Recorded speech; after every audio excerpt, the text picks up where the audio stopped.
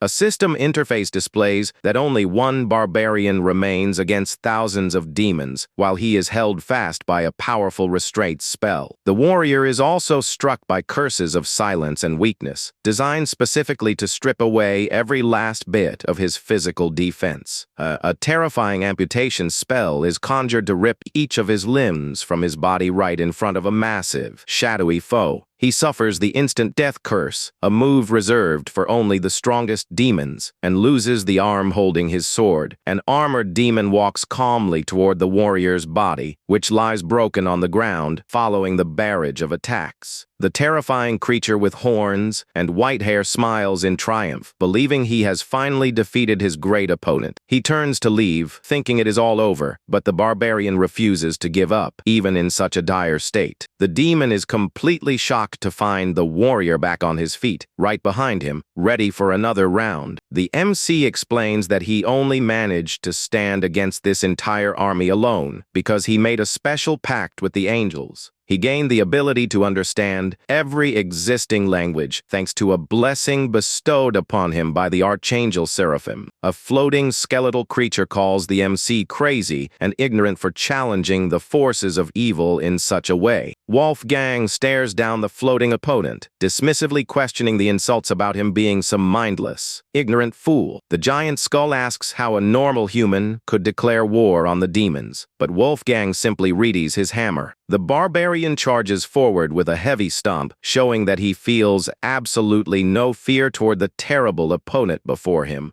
Wolfgang leaps toward the giant skull and ironically agrees with the words the monster spoke before the assault. He crushes his enemy without mercy, revealing that he lost his sanity long ago thanks to the demons themselves. The demon counter continues to drop drastically thanks to the immense arsenal of divine techniques he has received. Wolfgang recalls that the angels spared no effort to fully support his grueling, solitary journey of vengeance. In the heat of battle, the warrior is caught head-on by the lethal strike of a hooded enemy. The demon tells the barbarian to just give up, while the warrior begins to reveal his most useful power. The blessing of the fallen angel Uriel grants Wolfgang an incredible healing ability that instantly regenerates his body. The enemy is terrified to see that even a decapitation would be solved by a new head growing back in its place. With a chilling smile, Wolfgang warns his opponent that he will make sure to beat him to a pulp using only his bare hands. The immortal barbarian begins to slaughter every demon that crosses his path in a violent and relentless fashion. Faced with such overwhelming force, the enemies begin to seriously question who the real monster is here. The terrified demon realizes too late that he should have never crossed paths with such a relentless warrior. More than 10,000 demons gather in one spot to try and contain the barbarian warrior's devastating advance.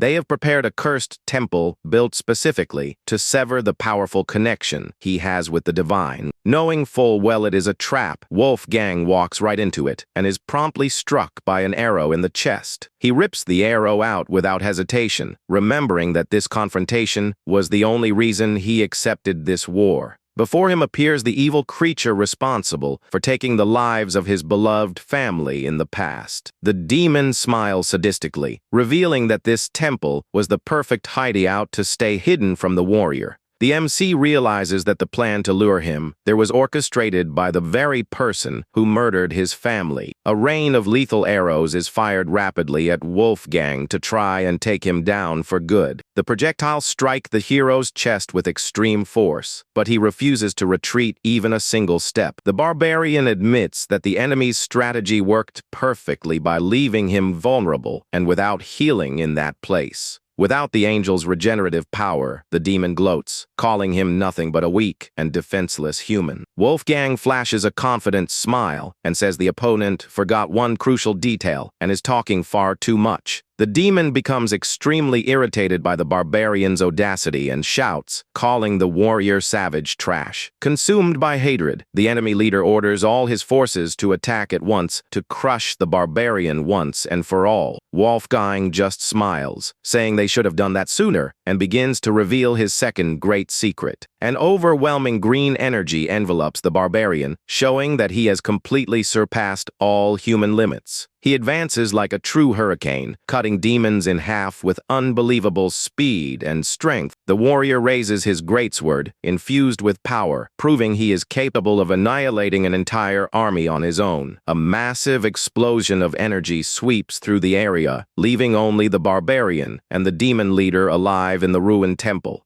The last surviving demon falls into despair upon seeing his entire army annihilated by just one man. Tired of hearing the same dramatic excuses from his enemies, Wolfgang points his sword to deliver the final blow. With his vengeance finally achieved, the barbarian plans to return in peace to his beloved homeland of Germania. He drives his blade in to seal the monster's fate and promises to rebuild the world that had been destroyed by the darkness. Freed from the burden of revenge, he wishes to return to exploring the seas and living new adventures as the free barbarian he always was. The cornered demon refuses defeat and shouts that his race will never be destroyed by someone like the barbarian. Suddenly, the enemy leader strikes himself to activate one last desperate forbidden spell as a final trump card. Wolfgang calmly asks if taking his own life will somehow change the dark fate of his race. The barbarian raises his giant blade, warning that he will never allow the monster to end his life before his vengeance is complete. The demon successfully conjures an ancient forbidden curse capable of instantly petrifying his terrible opponent. Wolfgang watches a golden magic circle glow beneath his feet and wonders, startled, what is happening to him. The warrior panics as he realizes his powerful body is slowly turning into a stone statue. On the celestial plane, the angels who supported the hero fall into complete despair upon witnessing the terrifying magic. The MC realizes he has completely lost all sensitivity and can no longer hear a single sound around him. With his vision blurring, the warrior tries to resist, so as not to let his family's murderer escape. After thinking of his family, he loses consciousness, and the scene shifts to a very surprised young man in the present day, standing before a statue. A young man admires the stone monument of Wolfgang in a tourist cave, thinking the sculpture looks truly alive. Wolfgang somehow realizes he can see and hear the voice of this strange, modern man clearly.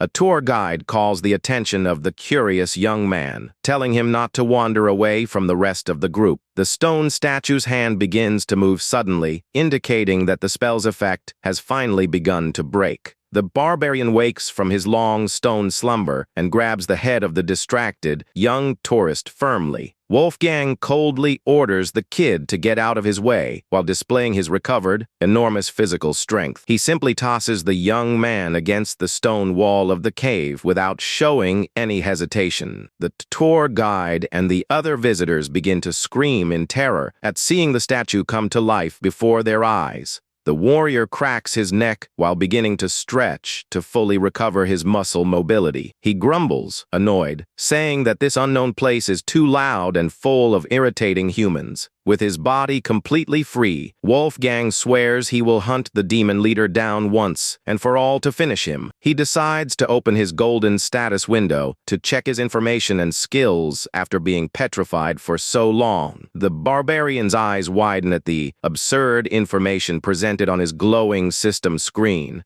He focuses his vision on the incredible numbers, which show a reality completely different from the one he knew. The screen shows the number of demons has increased to almost 1 million, and now there are hunters scattered around the world. The warrior is extremely confused, wondering what these hunters the system mentions could be. He realizes with sadness that counter for surviving barbarians still shows only one active person in the world. His expression hardens, showing he is ready to deal with the new threats of this mysterious world. The MC finds himself surrounded by modern men wearing black suits, with glowing marks around their bodies. Wolfgang wonders if all this chaos is happening just because he threw one simple, weak human. He notices that the young man thrown against the wall fainted easily and thinks all these loud men are incredibly weak. One of the men in a suit approaches without fear and introduces himself as a dungeon guard affiliated with a famous guild. He shows a modern hunter ID card and authoritatively demands the barbarian's documents. Wolfgang doesn't understand the request for identification while the guard tries to intimidate the warrior with threats of containment. The barbarian responds to the provocation by grabbing the insolent guard's neck with just one of his massive hands.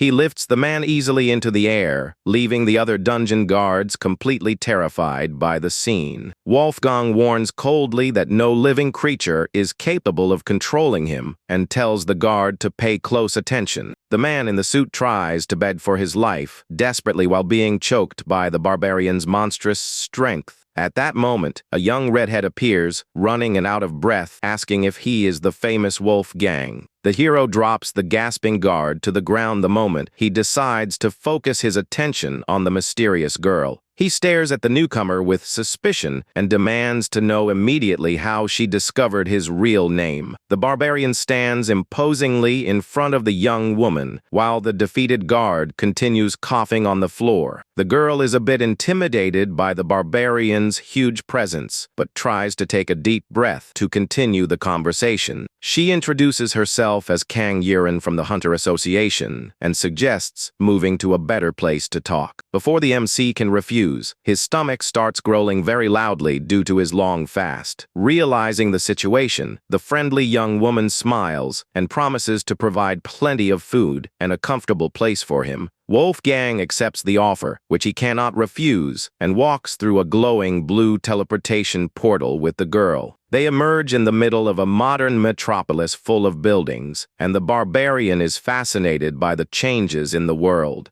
Yurin explains that she is taking the warrior to the Association of Hunters who deal with threats coming from portals. Yurin explains that government agencies handle high-level threats while they focus on lower-level monsters. She reveals that he was part of a project to discover new hunters, leaving Wolfgang quite surprised. As they exit the car, she tells him that everyone thought he was just a common statue petrified by a curse. The barbarian listens attentively while walking through the immense headquarters of the association, filled with high-ranking hunters. Yurin looks at his reflection in the elevator and confesses that she had a brilliant idea when she found him in that state. The warrior notices the young woman's sudden silence and wonders silently why she stopped talking out of nowhere. The girl seems to harbor deep concern while she continues to guide the imposing barbarian through the huge building. Wolfgang begins to sniff with great curiosity a hot and mysterious box pizza placed right in front of him. Yurin presents the dish as pizza and encourages the famished warrior to eat to recover his lost strength. She explains that they used healing hunters to try to break the petrification, but the demon's curse was too strong. Wolfgang devours the food, finding it delicious, and curses the humans for being able to make something so tasty. With his mouth full, he points curiously at a dark soda bottle, wanting to know what it is. The young woman opens the bottle of cola and says the flavor is even better if he drinks it while eating the pizza. The barbarian flips the entire bottle at once, demonstrating his enormous thirst with that unknown carbonated drink. Yurin waits anxiously for the hero's reaction and asks, with a bit of fear, if he truly liked the taste. Wolfgang admits he felt a strange shock in his throat, but found the cold drink extremely tasty and refreshing. Relieved to see that she pleased the warrior's exotic palate, she wipes sweat from her forehead and asks him to continue eating. The girl takes the moment to ask if he has noticed that the current era is totally different from his time. Wolfgang confirms, saying that everything he saw through the window of that vehicle seemed completely strange and bizarre. Yurin explains the concept of centuries and asks if he remembers what exact year he was alive in before being petrified. The hero is quite confused by modern historical terms and confesses that he has no idea what that means. He recalls only that he was born in the era when 1,000 years had passed since the legendary founding of Rome by Romulus.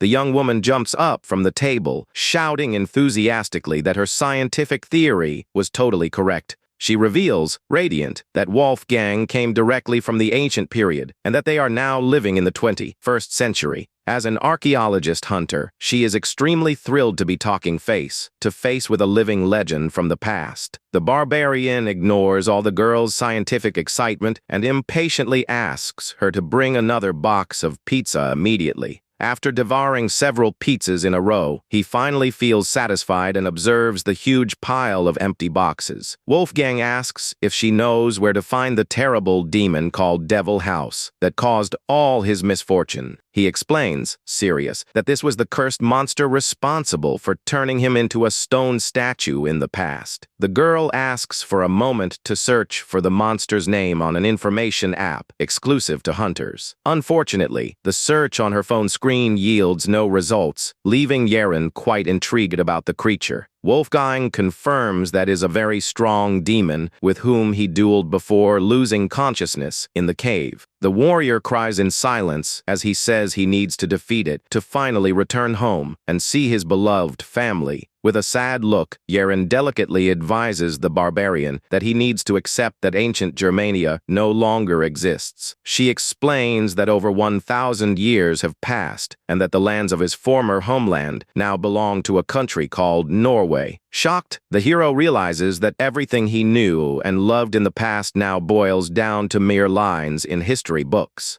Taken by sudden fury, the barbarian readies his giant fist, demonstrating all his frustration at that revelation. He delivers a monstrous punch against the room's wall, breaking the entire concrete structure with extreme ease. Wolfgang shouts, furious, saying he needs to find a way to get his dear family back, no matter what. The girl watches the scene, startled, and tries to remind him that the people from his past passed away many centuries ago. The warrior guarantees that their resurrection was the condition of his divine contract and begs for help to find the enemy. Yeren promises that if the demon is still active somewhere, she will certainly find him using her resources. Relieved by the promise, the barbarian agrees to cooperate fully with the young woman's goals from that moment on. He recognizes that she had a special purpose in waiting for his awakening and accepts to align his plans with hers. Wolfgang only imposes the condition that she use all her influence to track down the whereabouts of the demon Devil House. She warns that he will need a hunter's license to be able to walk freely and act legally in the modern world. She comments that, fortunately, he already meets all the necessary requirements, while the barbarian finds that life complicated. The girl tries to cheer him up by saying that official hunters have several incredible privileges in current society.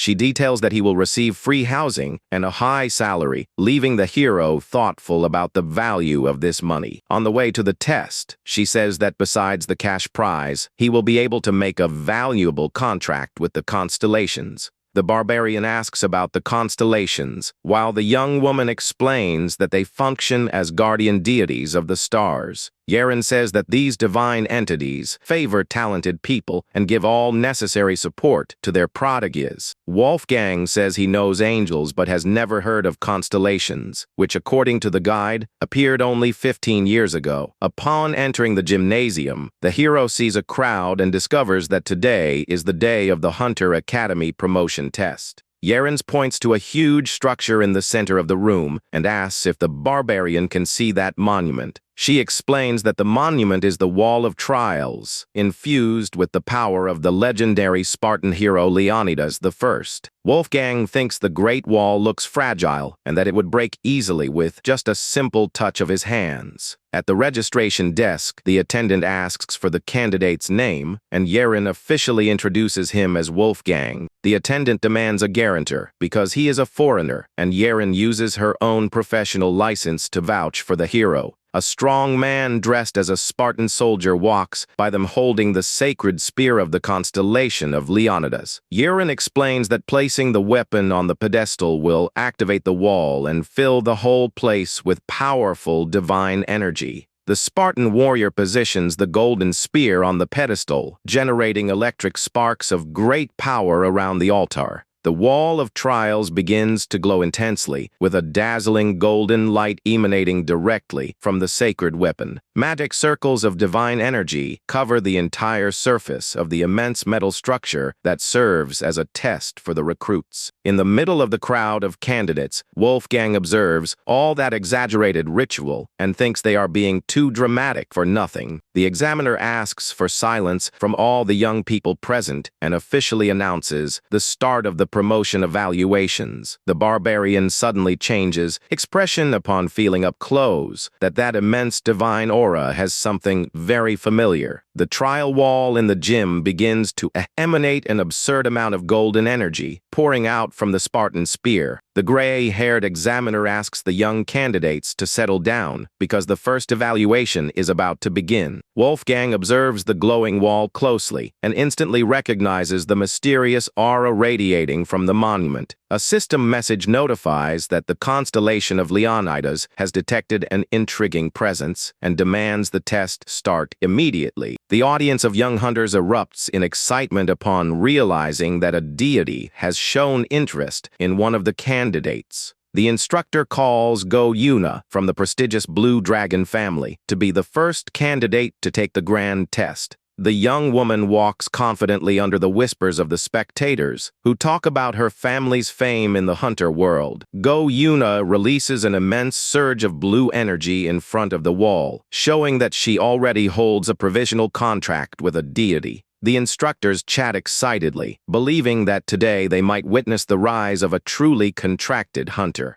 The proud warrior concentrates her blue flames into her fist and lets out a powerful shout before unleashing her attack on the monument. She strikes the large glowing wall with all her might, releasing a shock wave that echoes throughout the entire testing gym. The wall's magic panel blinks and records an impressive score of over 1,200 points on the screen. Wolfgang asks if that was good, and Urin explains excitedly that such a score is worthy of an active professional hunter. Go Yuna smiles, convinced that she was the one responsible for attracting the attention and desire of the constellation of Leonidas. System messages show that the constellation remains impatient and demands that they send the next participant to the test immediately. The candidate is left completely shocked and speechless upon realizing that the divine interest was not directed at her after all. To make matters worse, the constellation that supported her feels disappointed with her performance and cancels the provisional contract. The girl falls into despair when she feels a heavy hand touch her shoulder roughly, telling her to leave the area at once. A muscular and arrogant young man mocks the girl, saying the deity could only be looking for someone strong like him. He sneers, saying she should be thankful for having had a provisional contract, and tells her to go cry far away from the test arena. The other candidates recognize the arrogant youth as Kim Jin-woo and comment that he really has high chances of winning. The screen shows that the descendant of the Barbarian constellation grants a massive increase in physical power to Kim Jin-woo's body, enveloped in an intense red aura. The young man charges forward, delivering a devastating punch toward the giant wall. Kim Jin-woo roars with excitement, believing he is the only protagonist worthy of receiving the gaze and blessing of the stars. The impact force is so monstrous that the evaluators have to protect themselves from the violent cloud of dust generated in the arena. The panel records over 2,000 points, leaving the instructor stunned by a level of power never seen before in the exam. The young man celebrates arrogantly, and the spectators agree that such a frightening score justifies the constellation's outcry.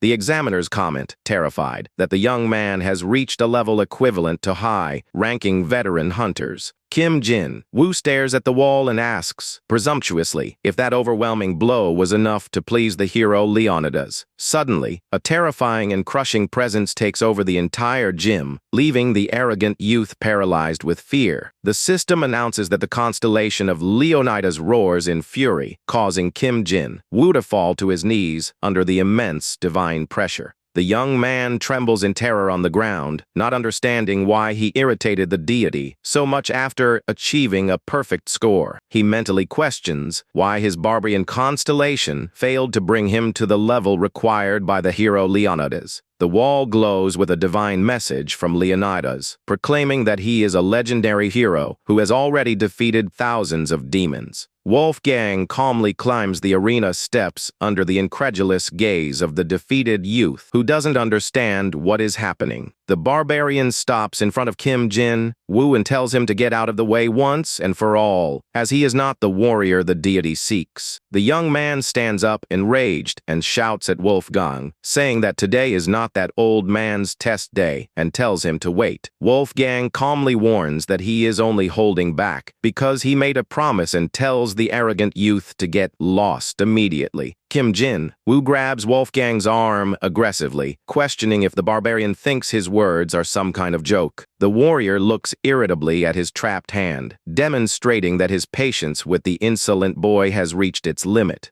He shifts his gaze toward the audience to find Yiren in the crowd of spectators watching the commotion. The young woman makes a frantic gesture with her head, silently begging the powerful barbarian not to hurt the candidate. Wolfgang sighs deeply and focuses his sharp vision on his opponent, deciding to resolve that provocation another way. Kim Jin-woo continues to provoke him, demanding that the barbarian apologize on his knees for having offended his protective constellation. He points his finger insolently at Wolfgang's chest, saying that trash like him has no right to disrespect him. The muscular youth makes threats, saying that the barbarian will suffer grave consequences if he irritates his powerful divine constellation. Wolfgang just gives a half smile and ironically suggests asking the deity for its opinion directly to clear up any doubts. The hero proudly reveals his name is Wolfgang and says, if the constellation is of barbarians, it will surely remember him. Suddenly, a colossal beam of blue energy tears through the gym ceiling, causing generalized panic among all the young hunters. A colossal barbarian deity appears from the sky and kneels with deep respect before Wolfgang, leaving everyone terrified. Yiren watches the scene completely bewildered, realizing that an entire constellation has personally descended to the test site. The massive divine entity bows with extreme respect, hailing Wolfgang as the true supreme hero of the barbarians. Wolfgang asks if the spirit is angry at his lack of manners, but the deity says it respects only his authority. The spirit begs for the pardon of the insolent young hunter, who remains paralyzed and in shock on the gym floor. The barbarian agrees to forgive him, but suggests that the deity take serious measures against the boy for abusing his power. The gigantic energy avatar agrees fully with Wolfgang, confirming it had already intended to punish the arrogant boy. With just one movement, Kim Jin-woo is thrown violently through the air by the fury of his own deity. A bright flash of energy seals the young man's fate against the gym ceiling, showing that his power has been completely revoked. The youth collapses unconscious on the floor, while the system announces the definitive cancellation of all his divine contracts.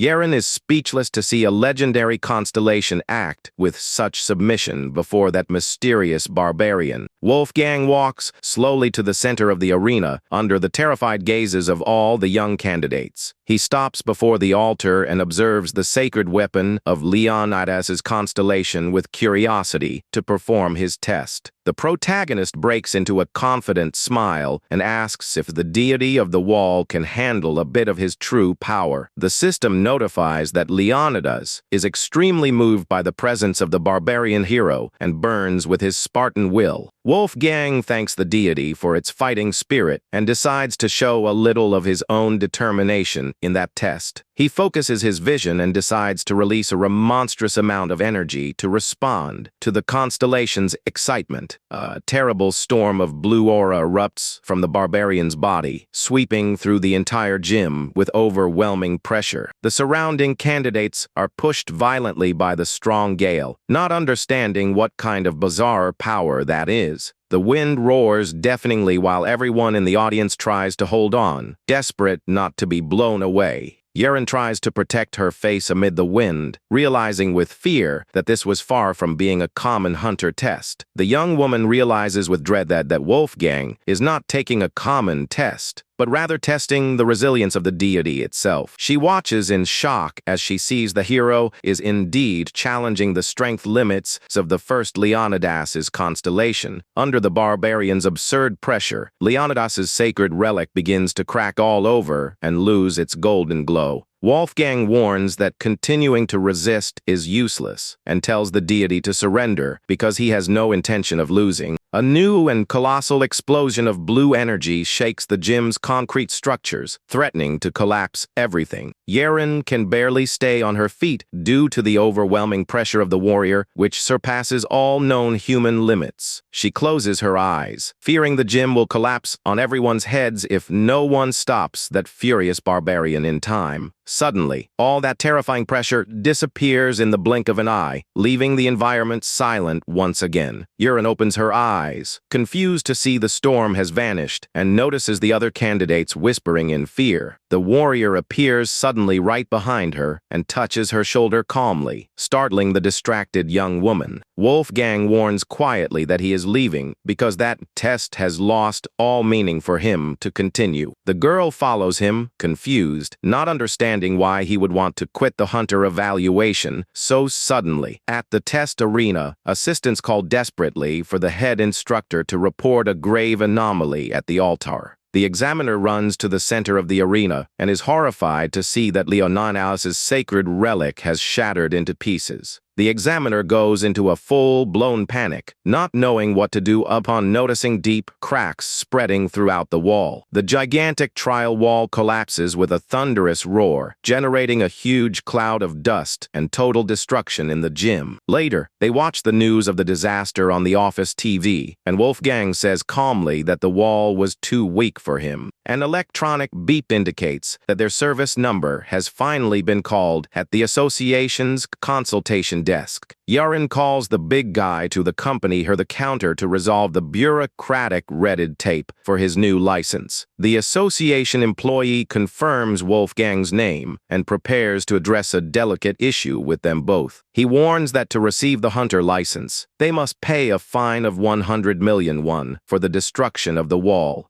Yeren is completely shocked and breathless to hear the astronomical value of the fine they will need to pay. The clerk hands over the F-class license and explains that they were lucky because there were no strict penalty rules for a broken relic. Outside the building, the girl hands over the license and says, disheartened, that he now has a huge debt of 90 million won. Sitting on a park bench, the barbarian asks if that is a lot of money, and Yeren breaks down in tears, fearing bankruptcy. Wolfgang asks if hunters don't earn well, and she explains that only elite professionals manage to accumulate fortunes. The young woman laments, saying that archaeology hunters like her depend on sponsorships and could never pay that fine. Wolfgang says it's all right and guarantees confidently that he can defeat hundreds of monsters easily with just a single punch. The barbarian stares at the girl with determination and orders her to guide him immediately to the nearest dungeon to hunt. She explains that they need an agency to work, and the hero compares the modern term to the old guilds of his era.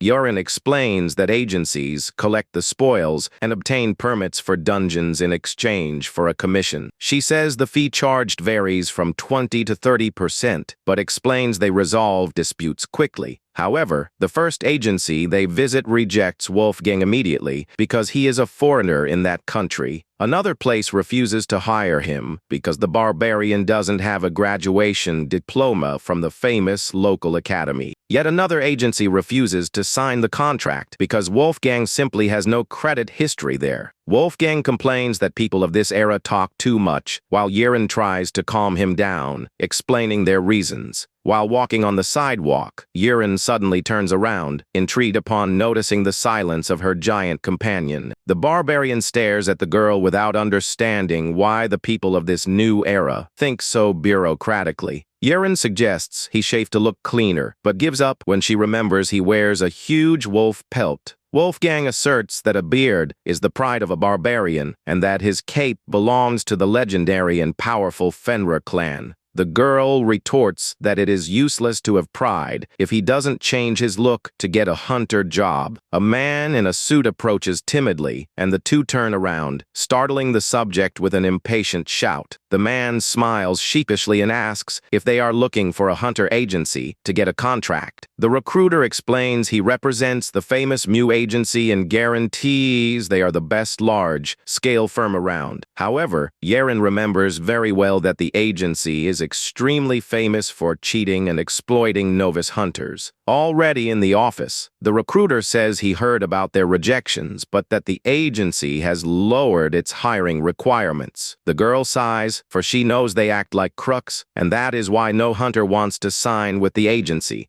The man offers a signing bonus of 20 million won with profit sharing and weekly dungeon obligations. Yeren is revolted in silence upon realizing that the abusive proposal is basically a terrible slave contract. Wolfgang suddenly hits the table and demands a 100 million won bonus to sign, leaving the young woman desperate. The Barbarian says he needs to pay the millionaire fine, but Yeren warns that accepting that money would be a terrible idea. The recruiter smiles maliciously and agrees to pay the 100 million requested by the giant warrior. The man imposes the condition that the contract now have a 10-year duration with profits split in half. On the street, Yeren complains to Wolfgang for having accepted, without thinking, a contract full of extremely abusive terms. Wolfgang replies that he knows the importance of this well, and that he saw many suffer in the past because of divine pacts. The girl hits her hand on her forehead, not understanding why he was so careless, even knowing the dangers of a bad deal. The hero states seriously that he always does everything to help those who support him, for that is how he lived his entire life. He asks only that she help him find the terrible demon, Devil House, who exterminated his entire beloved tribe. Wolfgang explains that killing that villain is the only way to resurrect his family and his fellow warriors. Yeren apologizes upon noticing his tragic past and confesses that she worries a lot because he is from another distant era. The hunter smiles and says that helping the big guy adapt to this new modern reality is her own destiny. The businessman interrupts the conversation to announce that the hotel room promised to the hunter is already ready. Later, in the cell phone chat, a friend asks Yeren if she saw the recent news about the relic. Lying in bed, the girl sees her friends in the group chatting about the statue that broke the relic and awakened from the seal. She thinks that was a legendary feat, but that it almost left her completely bankrupt with a large fine. In the chat, her colleagues begged her to introduce the Barbarian, but Yeren replies that she would never do such a silly thing. Meanwhile, Wolfgang agrees to follow the businessman to the lodging to finally be able to rest from all the confusion. The Barbarian says goodbye to his new ally with a serious and firm look before walking toward his destination. He glances sideways before leaving and leaves Yeren thoughtful on the street as the sun sets on the horizon.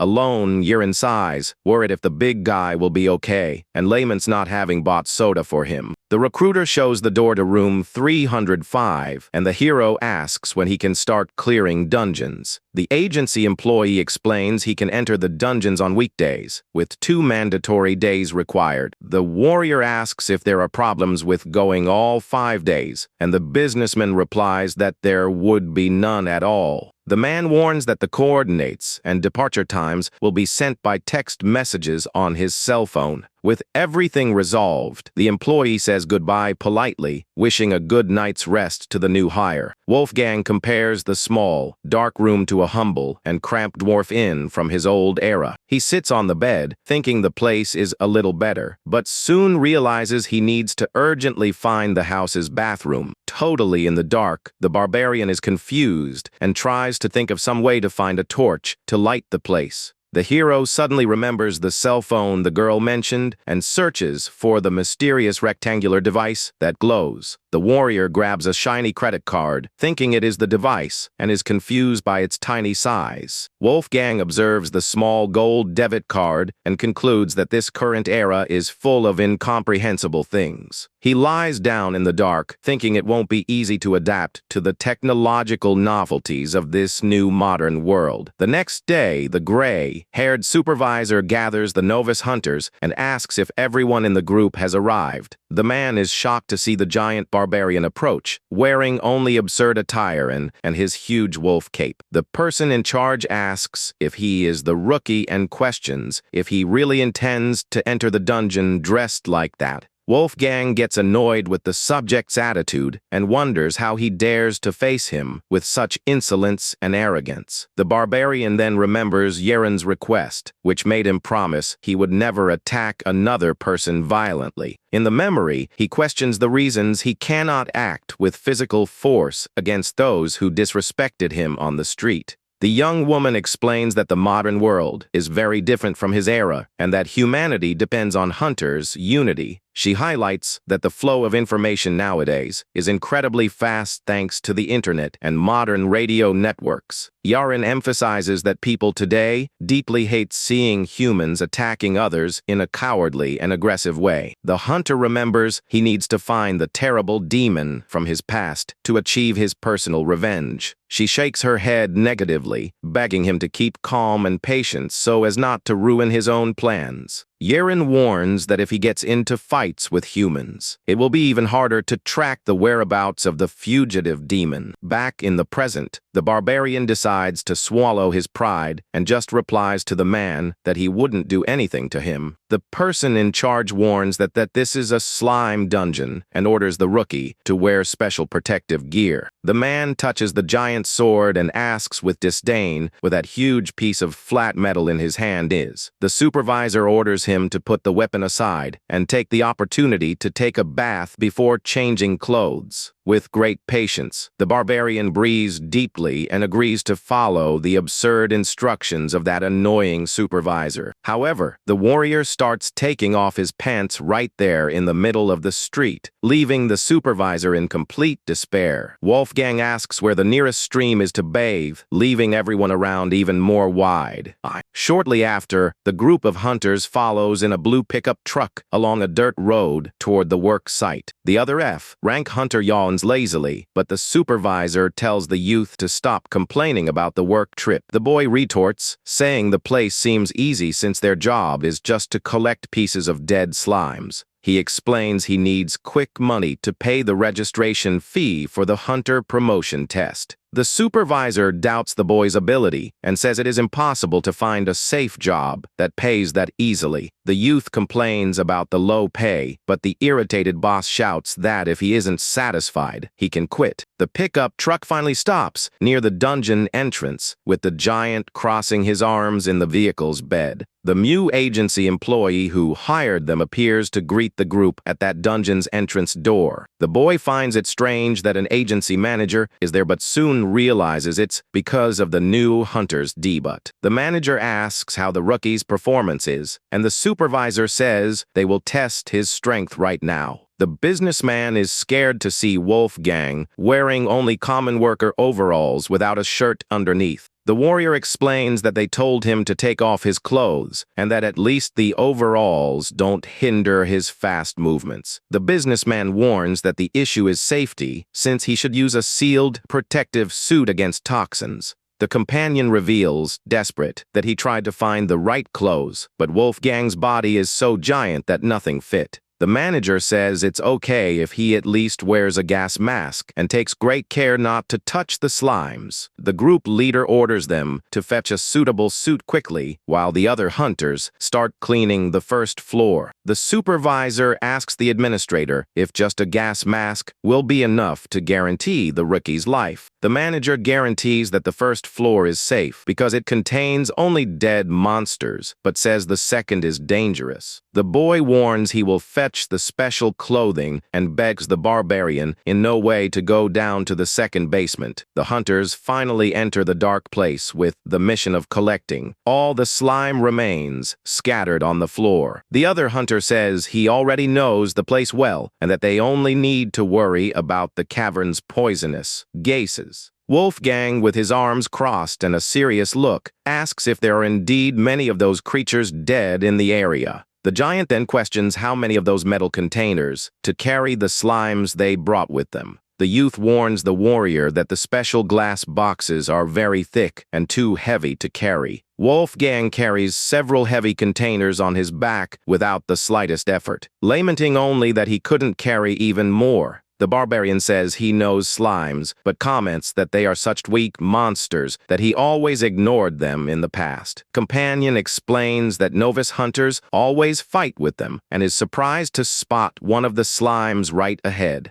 The boy picks up the sphere and explains that the dead slime hardens, but warns never to touch it without gloves due to the poison. Ignoring the warning, the warrior holds the poison with his own unprotected hands, leaving the companion in complete terror. The young hunter panics and asks to examine Wolfgang's hand, warning that his skin should be melting. However, upon looking closely, the boy realizes with surprise that the barbarian warrior's hand is completely intact and without damage. He is totally shocked and confused, not understanding how Wolfgang's skin resisted the creature's deadly poison. The giant ignores the warning and picks up another slime from the wall, leaving the colleague even more desperate with such audacity. Wolfgang shows the finger that heals instantly and guarantees with firmness that he won't get hurt by something so weak. Then the hero removes his own gas mask, complaining that that modern accessory is just uncomfortable. He guarantees he can breathe without problems and tells his colleague to focus on the work so they can get the money soon. Wolfgang remembers hearing the conversation from earlier about the need to gather coins for the promotion test. The boy is impressed by the big guy's incredible hearing and follows him through the dark corridor of that dungeon. Later, on the first floor, they notice the boxes are still empty because they didn't find almost any dead slime. The youth laments, saying the norm would be to have already filled 2 gallons and fears making a loss at the end of that day. Wolfgang suggests going down another level, but the partner warns that is too dangerous for 2 mere F-class hunters. The hero insists on going down, promising to fill all the pots, but the youth prefers to accept the daily loss and leave. The companion reinforces the danger because Wolfgang is without the protective suit, but the barbarian says that makes no difference. The boy hesitates but ends up agreeing to follow the giant toward the second floor of that mysterious monster cavern. On the way, the young hunter confesses that he is feeling a strange and bad sensation coming from the depths of the place. As they go down the stairs, Wolfgang hears a frightening noise and senses the evil energy of a demon nearby. At the Hunter Association, Urine tries to call Wolfgang, but the operator warns his number is out of service area. She finds the occurrence strange because she remembers the agency had guaranteed they delivered a work cell phone to the barbarian.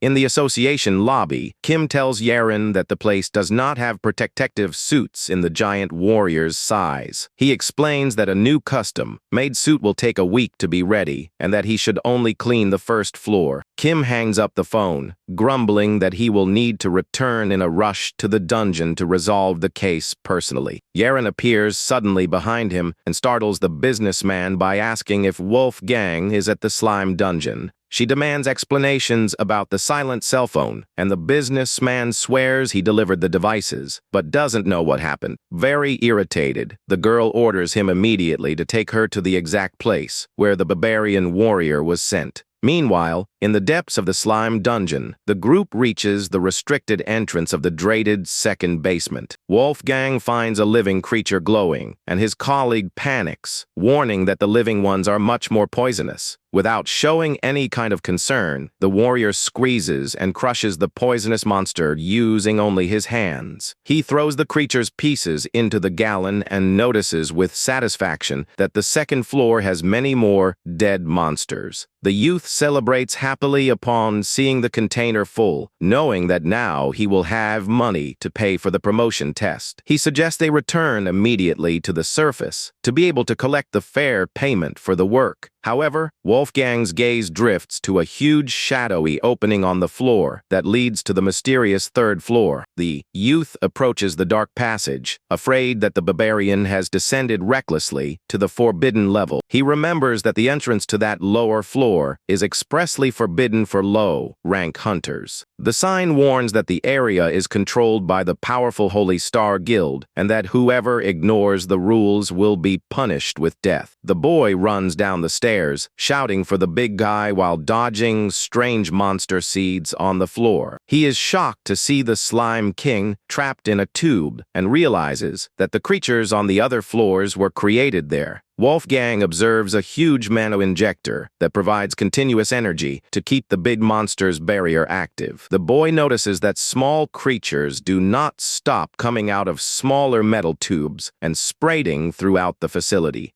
He explains that they go up instinctively toward the upper floors, seeking the external light of the surface. The novice hunter understands then that the Holy Star Guild created that bizarre scheme to profit from the monsters. Suddenly, Wolfgang becomes alert and comments to his partner that the wind circulation changed drastically in the place. The ground begins to shake violently, leaving the young hunter terrified. Not knowing what is about to happen, Wolfgang points upward, noticing that a large amount of debris is falling down through a huge duct. An immense avalanche of household trash falls directly onto the tank where the large, slimy creature is trapped. The barbarian warrior observes that bizarre scene with attention and concludes that they are feeding the Slime King with trash. The giant monster quickly consumes all that organic and industrial filth that is dumped straight from the surface. The monster then starts to expel new smaller creatures through the metal tubes connected to the large reservoir. The partner is outraged upon realizing that the guild profits by feeding the terrible Slime King with the entire city's trash. At that, Wolfgang's system activates his ability given by Seraphim upon detecting an unknown language being spoken there. The colleague asks if he heard something new, and the warrior replies thoughtfully that it is not just a sound. Suddenly, a strong greenish light shines at the back of the room, calling the immediate attention of the startled young hunter. He shouts, pointing behind him upon noticing that all the slimes had left are returning with great haste. A large amount of green slime hits Wolfgang's face, covering his entire head with the substance. The boy panics completely to see the giant companion being completely swallowed by a wave of monsters. Trapped inside the mass of green slime, the hero remains calm and motionless with his eyes closed, maintaining his concentration. At that moment, he hears a weak and mournful voice coming from inside the big monster, begging to be killed. Wolfgang opens his eye with determination upon realizing that the giant creature truly has the ability to speak. The creature's mind, the voice echoes desperately, begging for death to finally be freed from the pain. The barbarian promises to grant the wish if the creature answers if it knows the whereabouts of the terrible demon, Devil House. The monster replies sadly that it knows nothing, and Wolfgang laments the fact of not getting the desired lead. Back in the real world, the slime starts to drip down the warrior's muscular body, which still remains standing. The colleague asks if he is okay upon seeing that his clothes were melted by that slime's corrosive acidity. Wolfgang tells the boy to shut up and warns seriously that the giant creature asked to be killed once and for all. The boy is incredulous to hear that the Slime King wishes to die, and the barbarian confirms the huge monster's wish. The boy remembers that they are only F rank, but the barbarian asks if it is enough to destroy the mana injector to kill it. The colleague stutters, saying yes, but warns that he cannot break the guild's things in that reckless manner. He insists they leave there because the facility is protected, and Wolfgang seems to agree in silence with the boy. However, the hero delivers a violent punch against the mana injector,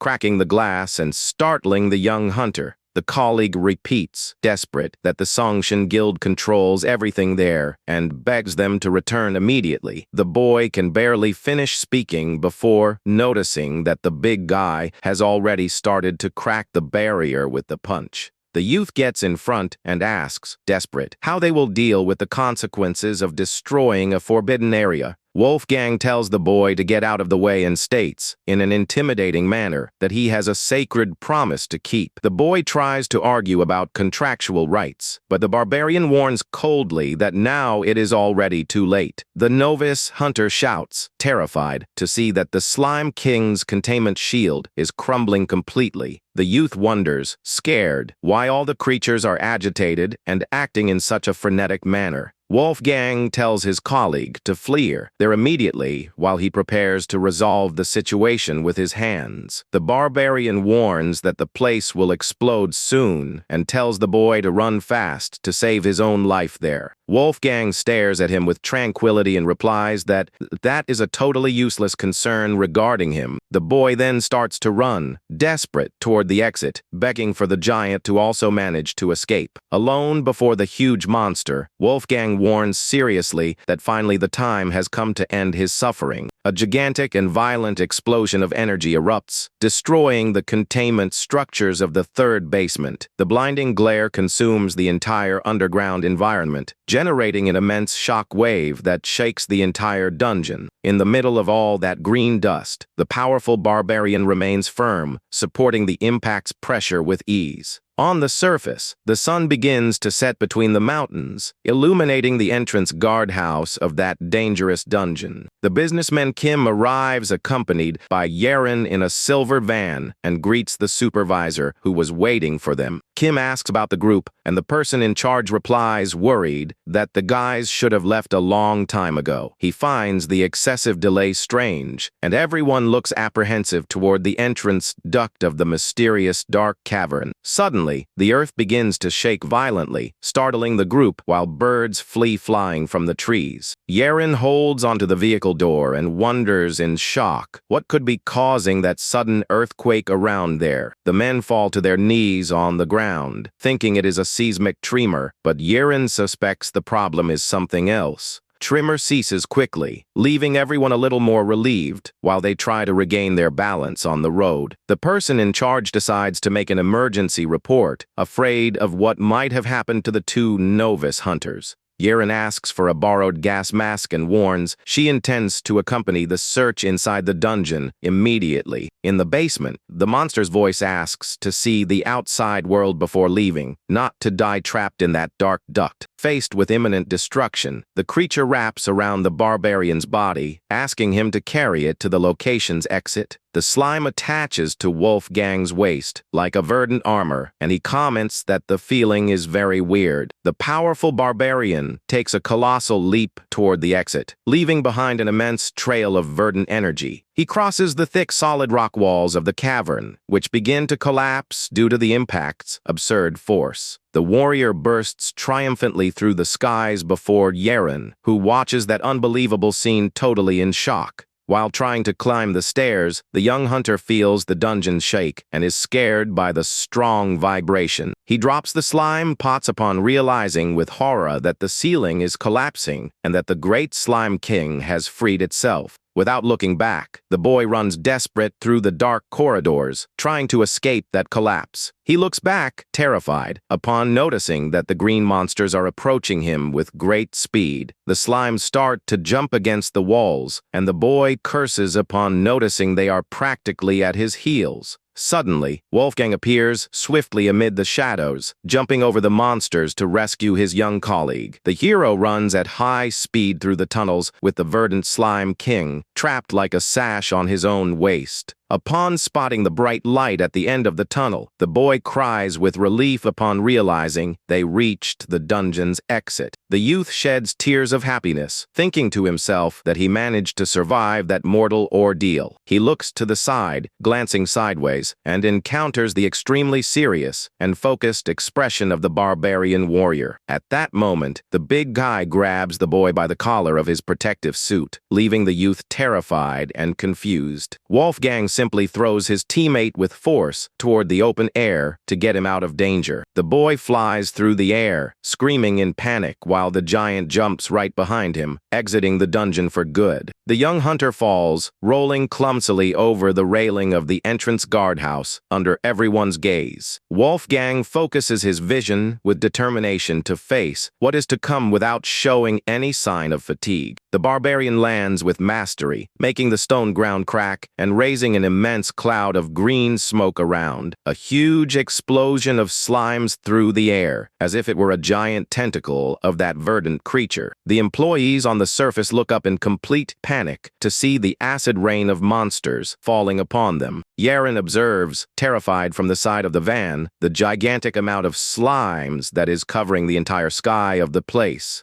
The colossal green detonation illuminates the top of the mountains, spreading monster remains throughout the entire forest region. The colleague asks, surprised, why he brought a small part of the slime king alive to the outside instead of just killing it. Wolfgang replies he made a deal and says the prisoner monster deserved at least to see the sunlight a single time. The youth is moved deeply upon realizing the immense heart and the deep sense of honor of that hero warrior. The giant hands a mysterious and bright purple energy core into the trembling hands of his young companion. He explains that that object is the Slime King's core and that the monster will finally die if the sphere is detonated. Wolfgang reveals that whoever breaks the core will inherit part of the creature's mana, leaving the youth quite enthusiastic. Without understanding such generosity, the young hunter asks the reason he is handing over something so valuable. The barbarian says he doesn't need that strength and that is a gift of gratitude because his tribe always honors debts. The boy is speechless before the noble and honorable attitude of the big guy, who has just changed the course of his career. The big slime dissolves slowly under the sunlight, thanking the warrior for allowing it to see the light of day. Wolfgang spots Yaren from afar on the road and waves happily, asking if she came all that way just to greet him. He jumps from the guardhouse straight to the dirt ground and runs toward the van, leaving his red-haired partner quite surprised. The employees call, desperate, asking for dozens of transport trucks to collect the immense amount of trash. Yaren asks if they can leave with the warrior, and the supervisor agrees, saying the settlement will take time. The girl pushes the barbarian inside the pip truck in a hurry while he questions the reason for such rushing. Inside the car, Yaren asks if he caused all that mess with the slimes, but the hero denies it blatantly. She tells the driver to speed up the vehicle as fast as possible while Wolfgang insists he only kept a promise. The young woman warns that they need to hurry because there is a very important person waiting anxiously for him in the city. The warrior widens his eyes and asks if they finally managed to find any clues about the villain, Devil House. Night finally falls over the mountains, and the other novice hunter prepares to leave in a cargo pickup truck. The gray-haired supervisor says goodbye to the agency manager, who still needs to wait for the payment approval. The boy in overalls agrees, saying the paperwork will be delayed due to the colossal amount of monsters collected there. On the phone, the manager confirms, surprised, that the total weight of the creatures collected was an incredible 150 tons. In the office, the guild team leader shouts, furious, on the phone, not believing the report of that absurd weighing. The woman asks her brother if he would send the amount of over 1 billion won, just by basing it on an informal conversation. She demands that he go investigate personally and use his head instead of depending just on his important position from his sister. On the other side of the line, the guy swallows hard and agrees to return immediately to check the underground situation.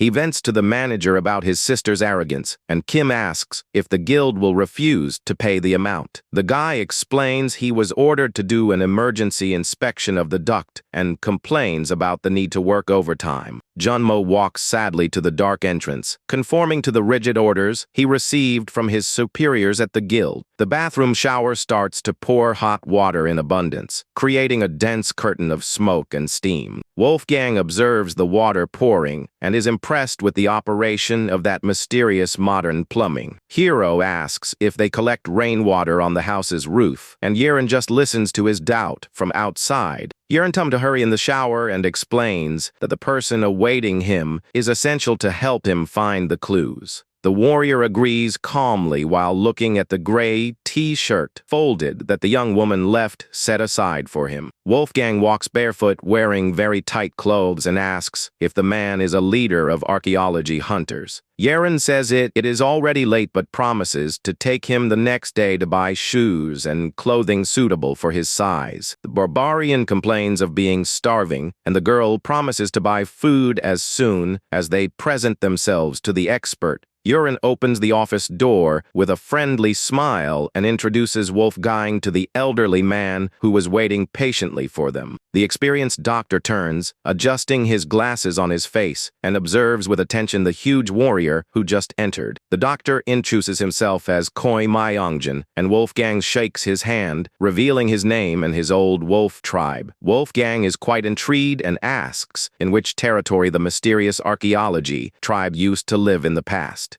Laughing at the doubt, the doctor explains patiently that archaeology is a scientific field of study and not the name of a tribe. The barbarian understands the scientific explanation but soon interrupts, saying that the most urgent thing at the moment is to get to eat. Yeren brings several stacked boxes full of crispy fried chicken to satisfy the warrior's gigantic appetite. The hero devours the food voraciously, while the two hunters observe him surprised and offer cola soda. Drinking the soda straight from the bottle, the barbarian asks the doctor what the urgent matter he wished to address was. The doctor explains he has important questions, and Wolfgang says he will answer everything that is within his reach. Choi questions how the barbarian manages to speak the current language with such perfection as if he were a native citizen of Seoul. The warrior explains he possesses the protection of winged beings who granted him the gift of speaking any language in the world. The doctor is quite surprised and asks if the winged beings mentioned would be some new type of constellation. Wolfgang is confused by the term and remembers having seen those divine figures during his recent hunter test. He cites the example of the golden deity of Leonidas that manifested itself before everyone present in the exam arena. The warrior also cites the other barbarian constellation that bowed before him, showing deep respect and fear. Wolfgang concludes, in a relaxed manner, that those weak divine figures from before are called constellations today. He relates that the angels were superior deities who visited him in the past for the help of his powerful tribe. A short time later, the doctor stands up, thoughtful, to organize mentally everything he just heard from that story. He recaps that angels and demons were at war, and that the barbarians decided to fight at the request of the winged deities. The doctor relates that all the barbarians were killed, and that Wolfgang left alone in search of revenge against the creatures. He describes that the hero eliminated the enemy hordes until finally coming face to face with the dreaded villain, Devil House.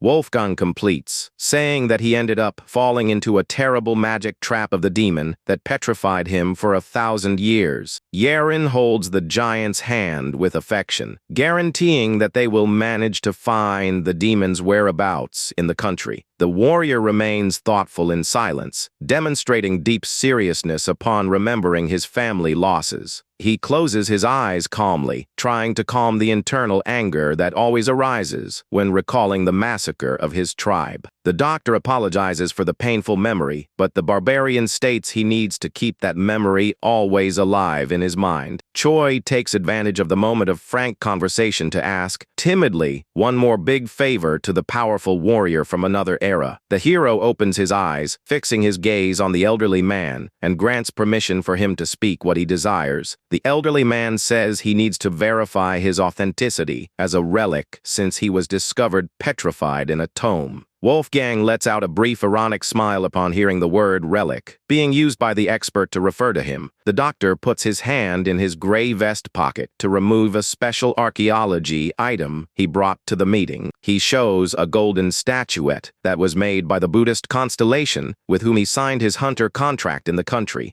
Choi asks if he can invoke the spirit of the martial monk to analyze the barbarian's aura and confirm his identity. The warrior glances sideways, silently and suspiciously, at the small statue without answering immediately. Yeren joins her hands with sympathy and begs him to accept the test to help her in her academic research. Upon seeing his partner's excitement, the barbarian sighs and decides to reconsider the red-haired girl's request with patience. She guarantees that the doctor will also help in the search for the demon, and Wolfgang finally yields, giving his permission for the test. The statuette of the rustic Buddha begins to glow intensely, releasing a strong golden energy that illuminates the entire office. The imposing spirit of the martial monk appears in the air, declaring that Wolfgang is the great hero who ended the era of chaos. The doctor adjusts his glasses, sweating cold, without understanding the enigmatic revelation made by his own protective entity. The powerful Buddhist spirit bows completely before Wolfgang in a sign of extreme respect, leaving the elderly man in shock. The spirit of the martial monk says he doesn't need formalities and that his great victory of the past was only partial. Dr. Choi apologizes, quite sweaty, and explains that he ended up running out of mana to keep the entity's invocation. The elderly man wipes the sweat with a towel and thanks him for the conversation, confirming that the barbarian's identity is indeed real. Meanwhile, in the third basement of the slime dungeon, an employee walks toward the destroyed containment area. The novice hunter in the yellow suit is completely astonished to see that the place where the slime king stayed is broken. He swallows hard and wonders, desperate, how that chaotic and unexplained situation could have happened inside there. At the Seongshan Guild headquarters, leader Kang Mayan shouts, furious, on the phone, wanting to know the reason for the Slime King's disappearance. Her brother relates that the containment unit is broken and empty, and she is shocked to learn that the structure was destroyed.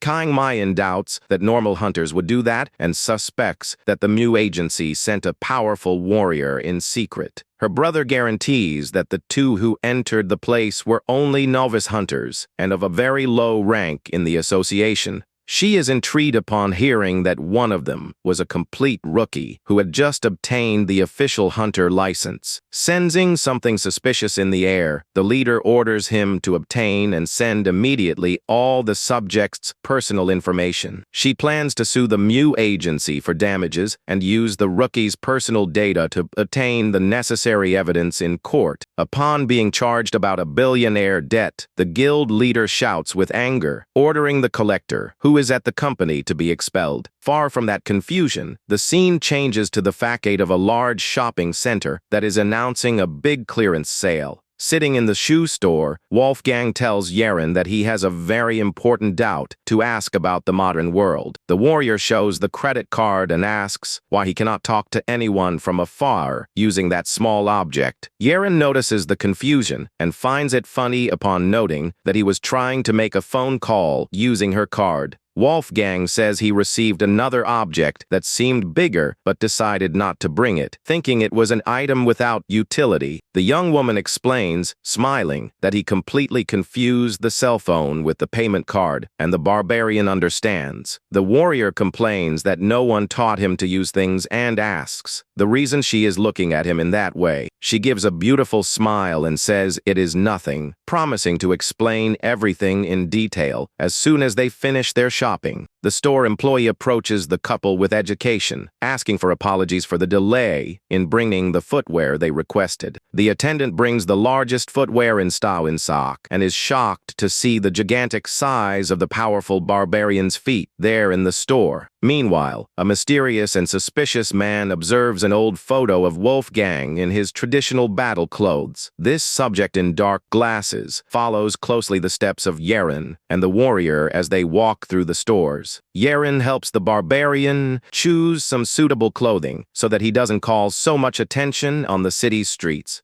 Wolfgang comes out of the changing room in a brown trench coat, and Yeren jokes, saying he ended up looking like a nice elderly man from another era. She suggests taking off the hat and says that without it, the hero finally looks like someone from the current century and with a fighter's style. The hero promises to strive to dress well, and the young woman explains that this style of clothing is the normal standard in these times today. Wolfgang comments that modern life is complicated, and Yeren asks him to wait a moment while she goes to the bathroom. Near there, the man in dark glasses talks with a hooded accomplice, planning to attack the barbarian by surprise in the corridor. The warrior is confused before the bathroom, not understanding the reason there being two different doors for people to enter. Suddenly, an alert arises indicating that the masked opponent activated a special running ability to advance fast. The henchman tries to grab Wolfgang's shopping bags, but the warrior dodges the enemy attack with great ease and calmness. The invader falls to the ground while the accomplice in dark glasses advances fast toward the warrior with his fist in flames. A system message reveals that the aggressor activated a powerful heavy attack technique, channeling the strength of his fist. Without sketching any reaction of concern, the imposing barbarian extends his arm with speed to intercept the enemy strike. Wolfgang holds the aggressor's head with just one of his hands while the other adversary remains knocked out on the corridor floor. The warrior asks coldly who sent the two criminals after noticing that he was being followed by them throughout the day. The immobilized man asks if he is the famous Wolfgang and says in an arrogant manner for him accompany him without causing problems. Wolfgang squeezes the enemy's head with such force that his dark glasses shatter completely in the same instant. The aggressor screams in pain, scared by the rank F warrior's power, and begs desperately for the help of his fallen companion. The barbarian ignores the screams and repeats the question, wanting to know who sent them and if they work for the Songshan Guild. Inside the woman's bathroom, Yeren washes her hands tranquilly and thinks that her new partner is a bit of work to take care of. She worries, thinking that he doesn't know how to use the public bathroom and laments not being able to enter with him to give some help. Wolfgang lets the man go and tells him to warn his boss that their tribe will be totally eliminated if they do that again. The two defeated henchmen flee with much pain and scared, swearing revenge for the humiliating injury they suffered there. The warrior looks at the broken glasses on the floor at the exact moment Yeren finally leaves the bathroom and walks to him. The young woman suggests going to eat something and promises to teach the barbarian to use the cell phone and the card as soon as they reach their residence. Yeren says they will eat a lot today, spending all the money on Dr. Choi's card without any mercy. The cell phone reveals that the Songshan Guild opened a billionaire lawsuit against the Mew Agency because of the Slime King. Manager Junwon drinks his juice and finds it absurd that they blame the agency since they sent only novice hunters there. Partner thinks the collection of damages is total madness because the guild wants to charge a fortune for fake damages. The man asks if Junwon is sure that the two hunters sent to the dungeon were of a very low level. Junwon guarantees that he was once a hunter in the past and understands perfectly how this exploitation business works. The partner suggests that they analyze together the footage sent by the rival guild to support the grave accusation. The cell phone displays the video of Wolfgang defeating easily the two hunters sent to follow him at the mall. The man shows one of the fallen opponents and explains that he is a hunter who can fight at the same level as rank D. He says that the other opponent who had his head crushed by Wolfgang had just leveled up in the association. The manager hears that the guild demands to know who is supporting the Mew Agency for hiding Wolfgang's true rank. Junwon stands up, furious with his partner's distrust, and decides to go personally to demand explanations from the rivals. The partner suggests suing the guild back to recover the huge amount of money they are owing. Junwon agrees and says he needs to go fast to Cheongdam to meet a new promising hunter from the agency. The manager leaves the building and enters, in a rush, an orange taxi, ordering the driver to take him to his destination. Inside the car, he complains with anger about the rival guild's framing and fears losing all his money with their scams. Junwon looks again at his cell phone screen and notices an extremely intriguing detail in the barbarian's fight. He notes that Wolfgang supported a special constellation strike without even blinking, even without having an active contract. The businessman starts to consider the idea of testing the warrior to discover the true level of his power. He remains thoughtful, wanting to discover if the giant is really a legendary hero or just a common hunter. A few days later, the warrior walks tranquilly across the pedestrian crossing, holding his huge sword on his shoulder.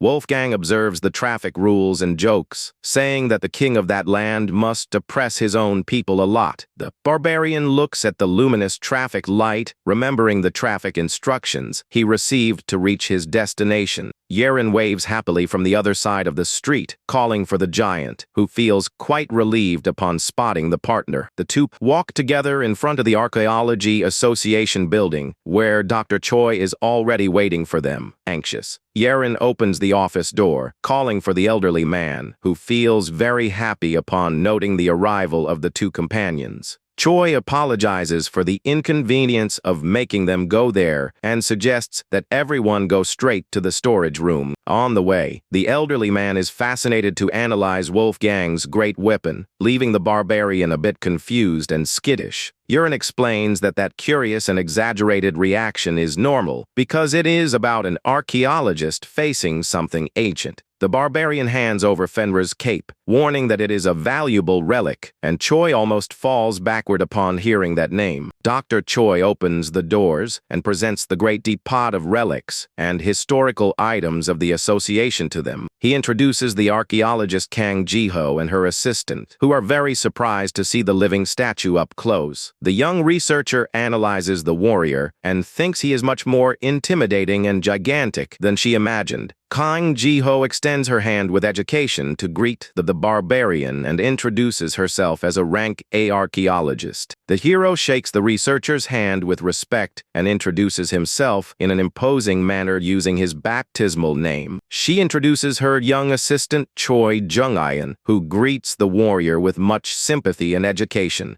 Yeren appears from behind the giant, playing with the researcher, who feels very happy to see her dear companion again. The assistant is very excited upon looking at the sword and asks if it awakened together with the 1,000-year-old hero. Wolfgang explains, proud, that the great sword is passed from generation to generation among the chiefs of his old tribe. Kang Jiho says they arrived in good time because they need help to analyze a very mysterious relic from there. The barbarian whispers, asking if archaeologists are always agitated, and Yeren asks him to try to understand the excitement. They look at a huge blue hammer, and she explains that the weapon was found in the same cavern where the hero was trapped. The girl reveals that the relic refused all scientific analysis and asks if he knows who the original owner was. Wolfgang touches the display's glass and remembers Jonas, who was the son of a great warrior of his old tribe. He relates that Jonas was a very brave barbarian who disputed the tribe's leadership with him and was his best friend. The hero tells that when the war started, the friend fought bravely against the demonic forces until his heroic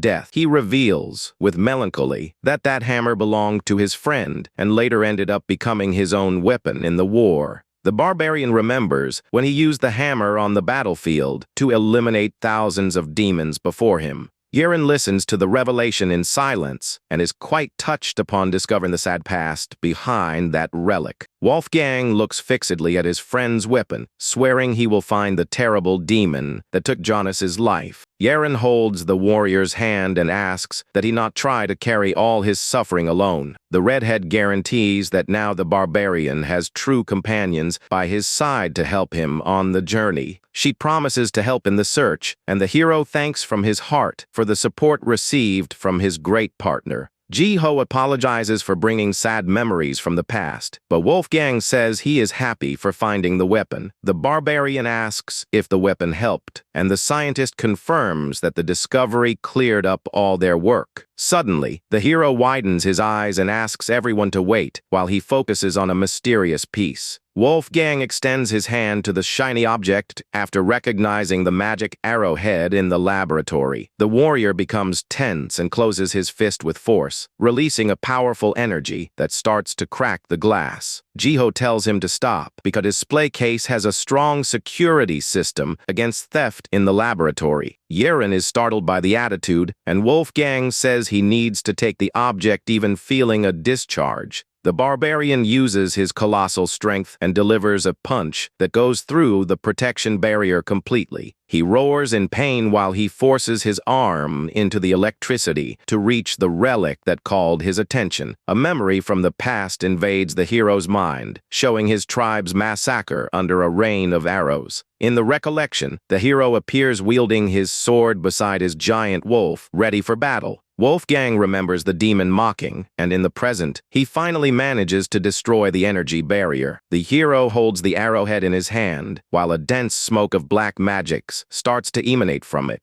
Wolfgang is taken by pure hatred and pronounces the name of Devil House with an ardent desire for revenge. A short time later, the arrowhead is placed in an isolated glass jar so they can analyze it. Yeren asks if the blood is his, and the hero explains he manages to feel the presence of the hired angel's magic. Jiho confirms that the remnant of magic power in the arrow belongs, without a doubt, to the dangerous Devil House. The scientist complains of the danger, and the barbarian apologizes, admitting he lost control of his emotions. She accepts the apologies and says that at least the risky action brought a very valuable research result. Jiho says she already suspected the sacred hammer, but never imagined the arrow would guard magic secrets. The archaeologist says that the analysis would be easy if they had the help of a demon hunter on their team. She tells that distinguishing magic and divine power is difficult and admits that not even she herself suspected demons. The hero reveals that he identifies monsters because their aroma is different after facing them in battles. Jiho hits the table with anger, complaining about the association for ignoring her constant requests for professional help. The archaeologist asks Dr. Choi if she is wrong in demanding support, and the elderly man is embarrassed. Suddenly, she looks thoughtful at the screen and murmurs about the importance of getting the help of a hunter. The assistant Jung Ayan finds his colleague's silence strange and asks what is wrong while the others look. Jiho suggests that Wolfgang become a demon hunter, and the warrior is confused by the sudden proposal. She explains that the doctor asked for the research about Devil House and Wolfgang accepted in exchange for useful clues.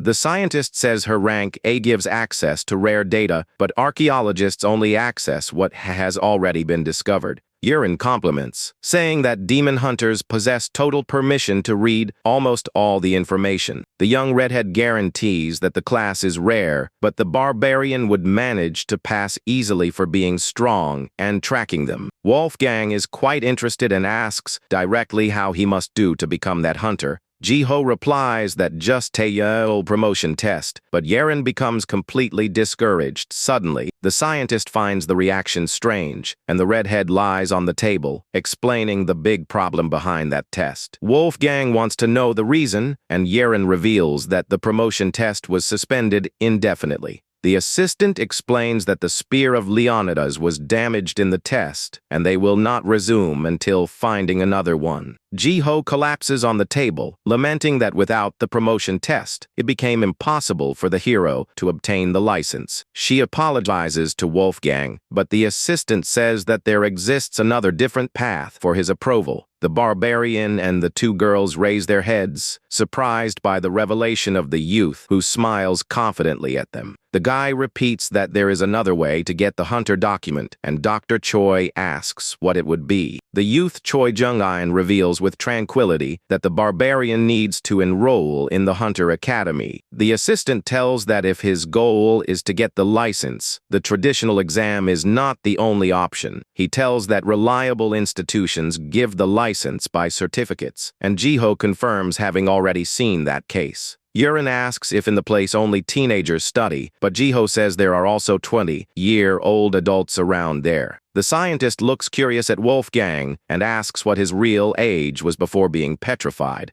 The barbarian replies with pride that the 4 seasons of the year pass 33 times since his birth. The entire group is extremely shocked to learn that the powerful barbarian is only 33 years old. Yeren explains that because Jiho is 3 years older, he must call her Nuna, which is the correct term in their country. The warrior accepts the local etiquette calmly and decides to call the archaeologist. Jiho Nuna from now on. Jiho is desperate and shouts, asking him not to call her Nuna, with that intimidating face of a mature man. Meanwhile, in the corridor, manager Junwon warns another hunter that he will send the work schedule by message. He walks thoughtful and decides to go soon to meet the novice hunter, who has just been hired by the agency. Junwon stops in the corridor and is quite surprised upon looking at the identification plate of one of the offices. The manager sees Wolfgang's name on the door and remembers the incredible fighting abilities demonstrated by the Barbarian. He remembers the details of the hunter test and how the warriors seemed different from the other rookies.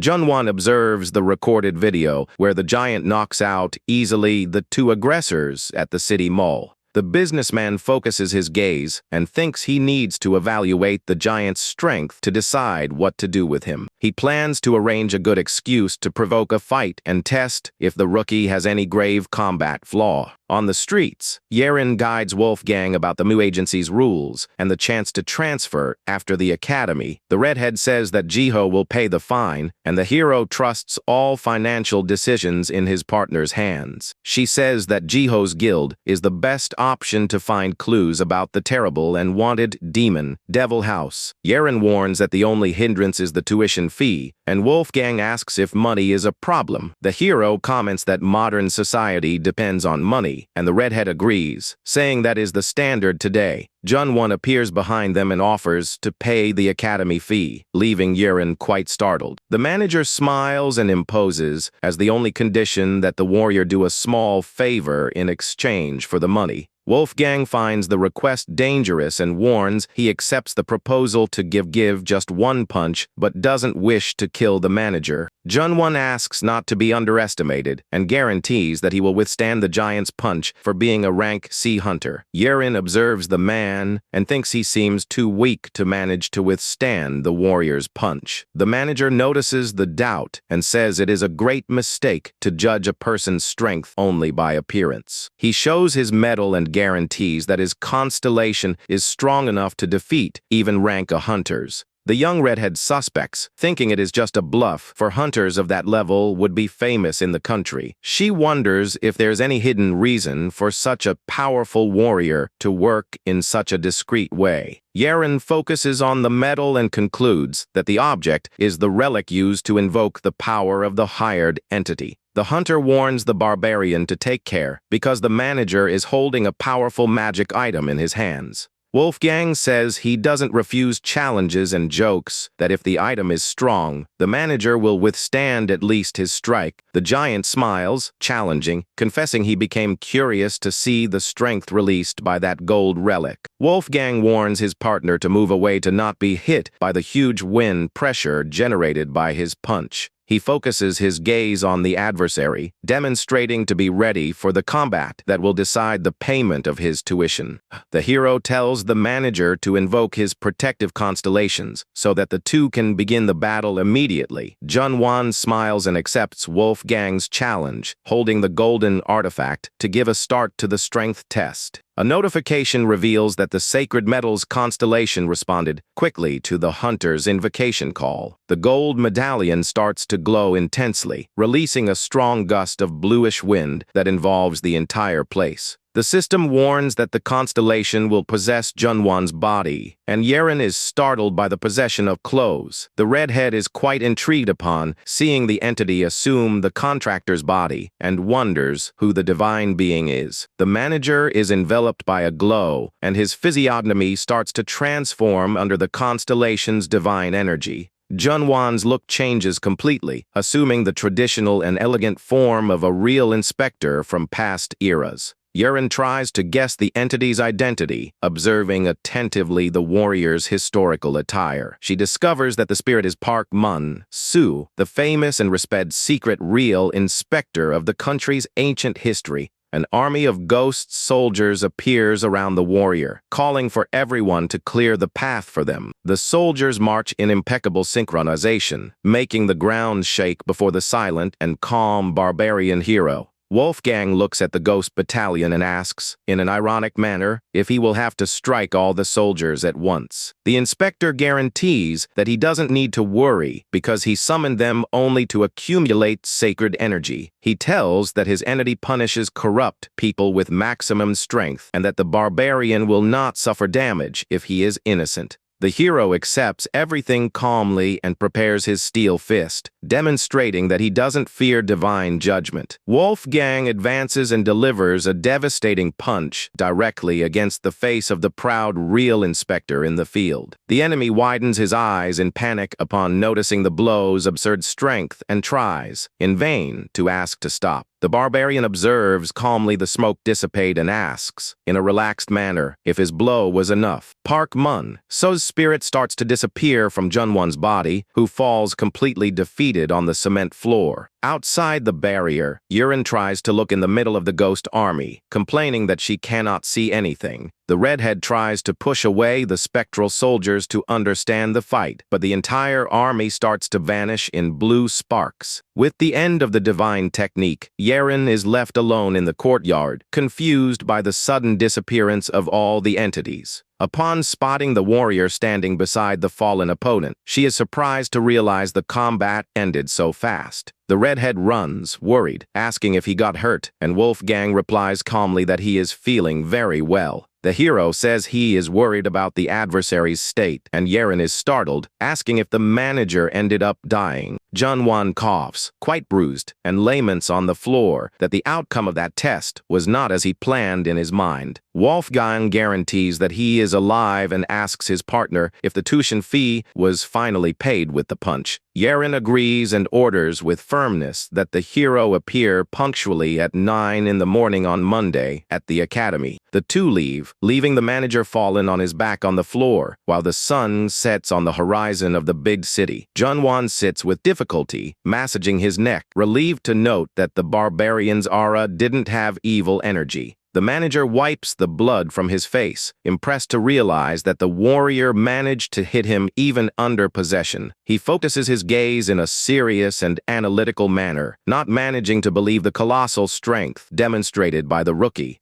Junwon observes the two walking away and wonders, intrigued about the true origin of that mysterious warrior. The businessman starts to consider if the giant would actually be a great constellation or a being of superior divine level. Meanwhile, at the Hunter Academy, a muscular student named Jin Woo prepares, focused, for his daily training. He focuses his gaze on a large metallic strength measurement panel that already possesses a deep mark of his punches. The youth closes his fist with force, concentrating a bright flame of bluish energy to deliver a new physical attack. Jin Woo roars with determination, gathering all his concentrated magic power before hitting the training room panel. He delivers a violent punch, destroying completely the metallic equipment that registers his attack power. The youth pants, quite sweaty after the great physical effort, staring anxious at the digital score display on the wall. The red measurement screen starts to blink intensely until registering the new power record reached by the student. The display exhibits a high score number, and the hunter celebrates happily upon realizing that he is evolving in level. A few days later in the morning, the scene shows the colossal staircases that lead to the Great Seoul Academy portal. Wolfgang climbs easily the steps while Junwon crawls, tired, begging to go slower. Yurin looks back and jokes, saying that faking tiredness will not help him escape from paying the tuition fees. Junwon complains, exhausted, that it is not for the money, but for the grave side effects of the past divine possession. At the campus secretary, the notice reveals that due to the relic's destruction, the association exam was transferred there. The employee explains that as the hero already possesses the provisional license, his enrollment can be accepted immediately. He hands over the recommendation and warns that Wolfgang will start in Class F, being able to level up through the Academy's tests. Yurin celebrates in thought for managing to enter the institution thanks the sacred spear's destruction done by the hero. The redhead asks if the academy issues licenses for rare classes, and the employee is surprised by the mention of demons. He confirms and relates that the renowned and experienced Professor Kim Song-cheol is responsible for the demon hunters.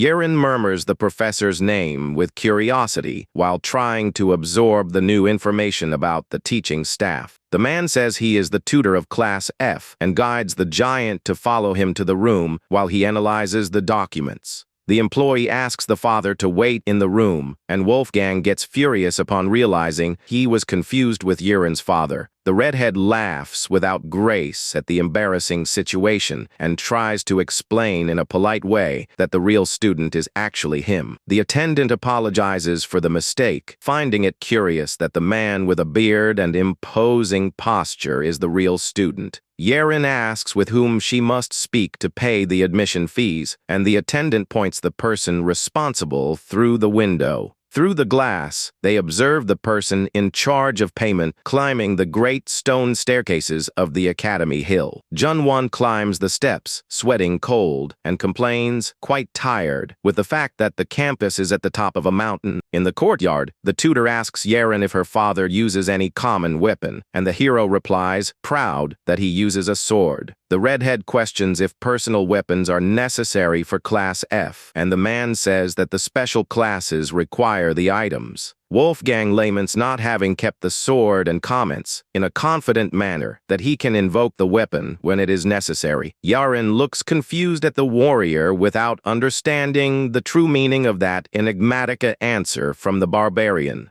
Suddenly, a figure at high speed crosses the courtyard, generating a strong air displacement that surprises the group there. The mysterious man runs in an incredibly fast way, and Yeren dodges, startled with the dangerous approach of the subject. The attendant is startled upon recognizing the colleague and shouts, calling with respect for the famous Professor Kim Song-chil. The mysterious professor lands softly on the ground, demonstrating an agility and control of movements that are impressive. He remains floating in the air with his arms crossed behind and asks, friendly, if someone had called him there. The attendant explains that there is a new candidate for the demon hunter classes who will remain under the professor's tutelage. The official points to the teacher and guides the barbarian to accompany him directly to the academy's new classroom. Wolfgang warns that it is time to part, and Yeren asks worried if he will be fine alone on the training campus. The redhead gives several useful pieces of advice, asking him to call if there are problems, and reinforces not to hit anyone there. She shouts with quite a lot of firmness, insisting that the giant in no way create any kind of confusion at the academy. The hero walks imposing toward the study building while Yeren and the manager observe him leaving with worry. The young woman sighs, thoughtful, rooting from the bottom of her heart that the powerful barbarian manages to adapt well to the new place. Junwon jokes that she seems like a mother sending her son to the army, and Yeren shouts extremely irritated with the manager. The attendant asks if they are going to pay the children's fee, and the redhead loses control, grabbing the manager and shouting with anger. After calming down, Yeren walks through the corridor and notices a wall filled with photos of various elite warriors. Junwon approaches and explains that wall is the Hall of Fame with the best hunters who graduated in each class in Seoul. The manager points to the photo of Jin Seong and tells that he's the best student of the class in which the two studied in the past. He explains that the guy was incredibly strong and came from one of the richest and most influential families of the country's conglomerate.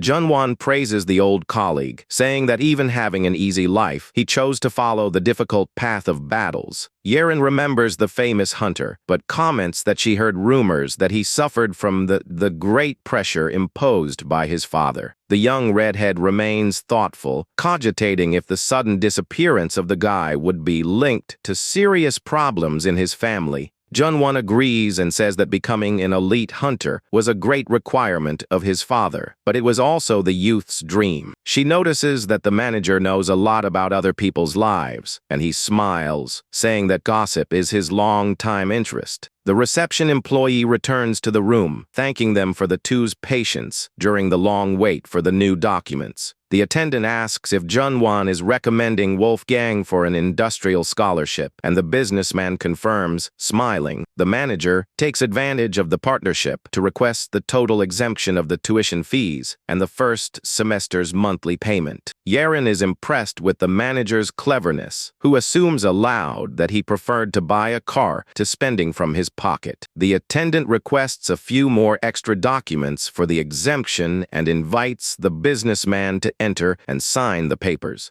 Junwon asks for the redhead to wait for him at the place, and she accepts, impatient, demanding that he sign everything very quickly. The hunter is grateful for the economy with Wolfgang's studies, but admits to herself that it is difficult to like that manager. Yeren decides to focus on something else, to distance the impatience, and walks alone through the entrance corridor of the department. She looks again at the Hall of Fame frames, bothered by the mystery of the sudden disappearance of the famous hunter Jin Song. The young woman stares at the portrait of the former student, trying to understand why such a promising warrior would disappear from the map. At the office reception, the attendant asks the new guy who is waiting to sit while preparing his files. Junwon approaches to speak with the employee, but ends up noticing the youth of blue hair sitting alone on the sofa there. The manager stares at the guy from the back, intrigued with the strong sensation of having already seen that face somewhere else before. Suddenly, he widens his eyes in shock upon recognizing the facial features of the student, who turns to look in his direction. Junwon points the finger trembling and shouts, scared, wanting to know the reason the elite hunter is in that common place. He shouts the name of the famous Jin Seong, demanding a logical explanation for his presence there in such a mysterious way. Far from there, Yeren recalls that the guy was heir to a commercial empire and considered a high-level prodigy in the country. She continues intrigued with the warrior's absence, but notices details in the photo that seem familiar to her as well.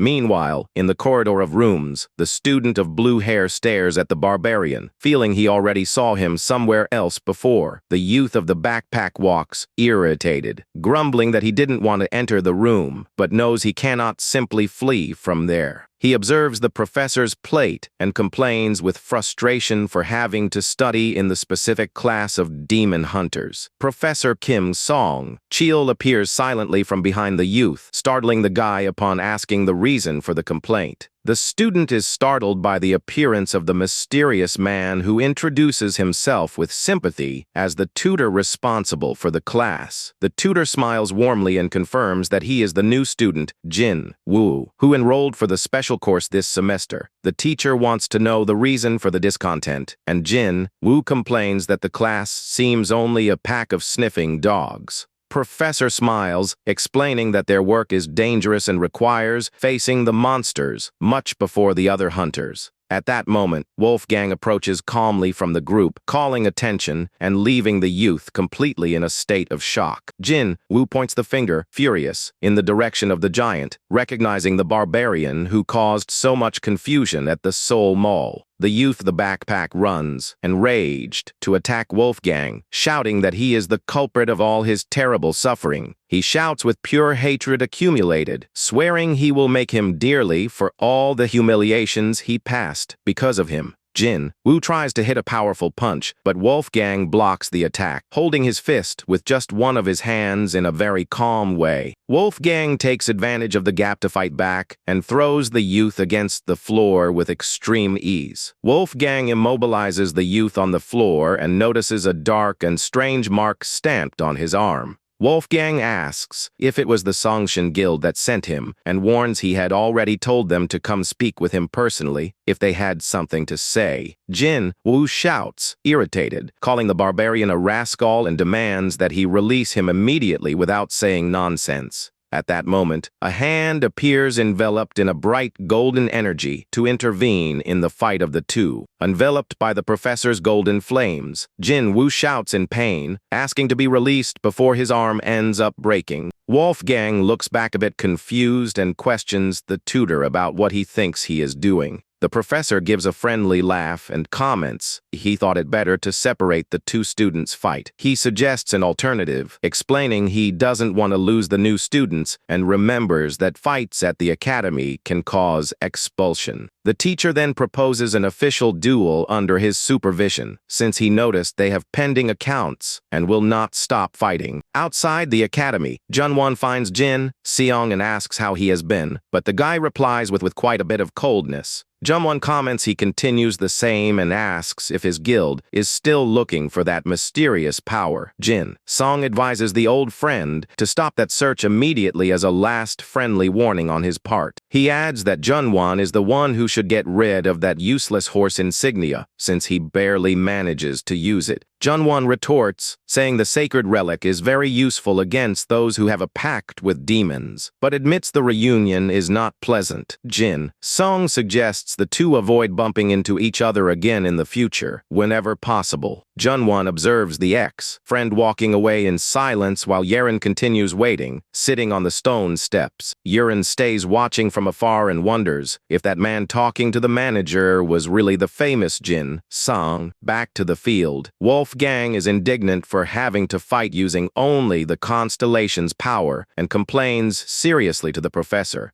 The tutor explains that demon hunters need to use stellar power with precision to manage to track the creatures. He compliments, saying that whoever doesn't master that strength cannot be a demon hunter, so he will use the test to evaluate them. Wolfgang asks what happens if they fight in another way, and the professor warns that the student can be transferred or even expelled. Jin Woo mocks the Barbarian, asking if he really enrolled for the course without knowing such a basic rule as that. Wolfgang asks one more question to know if absolutely all the test actions in fact require the use of stellar power. The professor smiles and replies that, as it is only a training, he will allow other methods, since there is no direct physical contact. He warns that small injuries are normal, but it is forbidden to mutilate the adversary or put his life at real risk. In sequence, the professor turns to the youth of blue hair and asks if he has any doubt before starting the duel. Jin Woo gives a confident smile while a strong purple aura starts to surge around his body and asks to start soon. The youth confesses he is anxious to disfigure the barbarian's face as fast as possible with his blows. He extends the hand imbued with purple energy in the direction of the ball cart and tells the older man to take quite a lot of care. One of the tennis balls starts to float, enveloped in magic power, while the guy swears the adversary will pay dearly for having crossed his path. The tennis ball turns into a flaming sphere, fired directly against the direction of the barbarian. Wolfgang remains motionless while the fire attack explodes around him, raising a big curtain of black smoke. Jin Woo smiles victorious and asks if the barbarian liked his imitation of a real fireball. Wolfgang looks at his own damaged clothes by the flames and complains that his clothes being ruined quite problematic. Jin Woo shouts for the rival to give up if he finds it problematic and suggests, in a mocking manner, that he can forgive him if he begs. Wolfgang tries to speak with the professor for a moment, but Jin Woo gets irritated and accuses him of only trying to gain time. The barbarian gets quite impatient and grumbles to himself that he will need to hit the boy to make him listen. With an intimidating look, Wolfgang warns he will give only 1 minute for the youth to do absolutely everything he is capable of. Meanwhile, Junwon receives the document of total exemption of the monthly payments and thanks the employee before leaving with Yurin. The two start to descend the huge stone staircase of the renowned academy under the daylight. Taking advantage of the moment of tranquility, the redhead hunter asks if she can ask a doubt to the agency manager. She wants to know if something happened between them in the past, for she felt a quite strange and uncomfortable climate during the reunion. The manager smiles from the corner and explains that their relation is like that of common rivals, with a strange mix of admiration and resentment. The redhead asks if the feeling remains the same after so many years of graduation, and he agrees that time does not heal all things.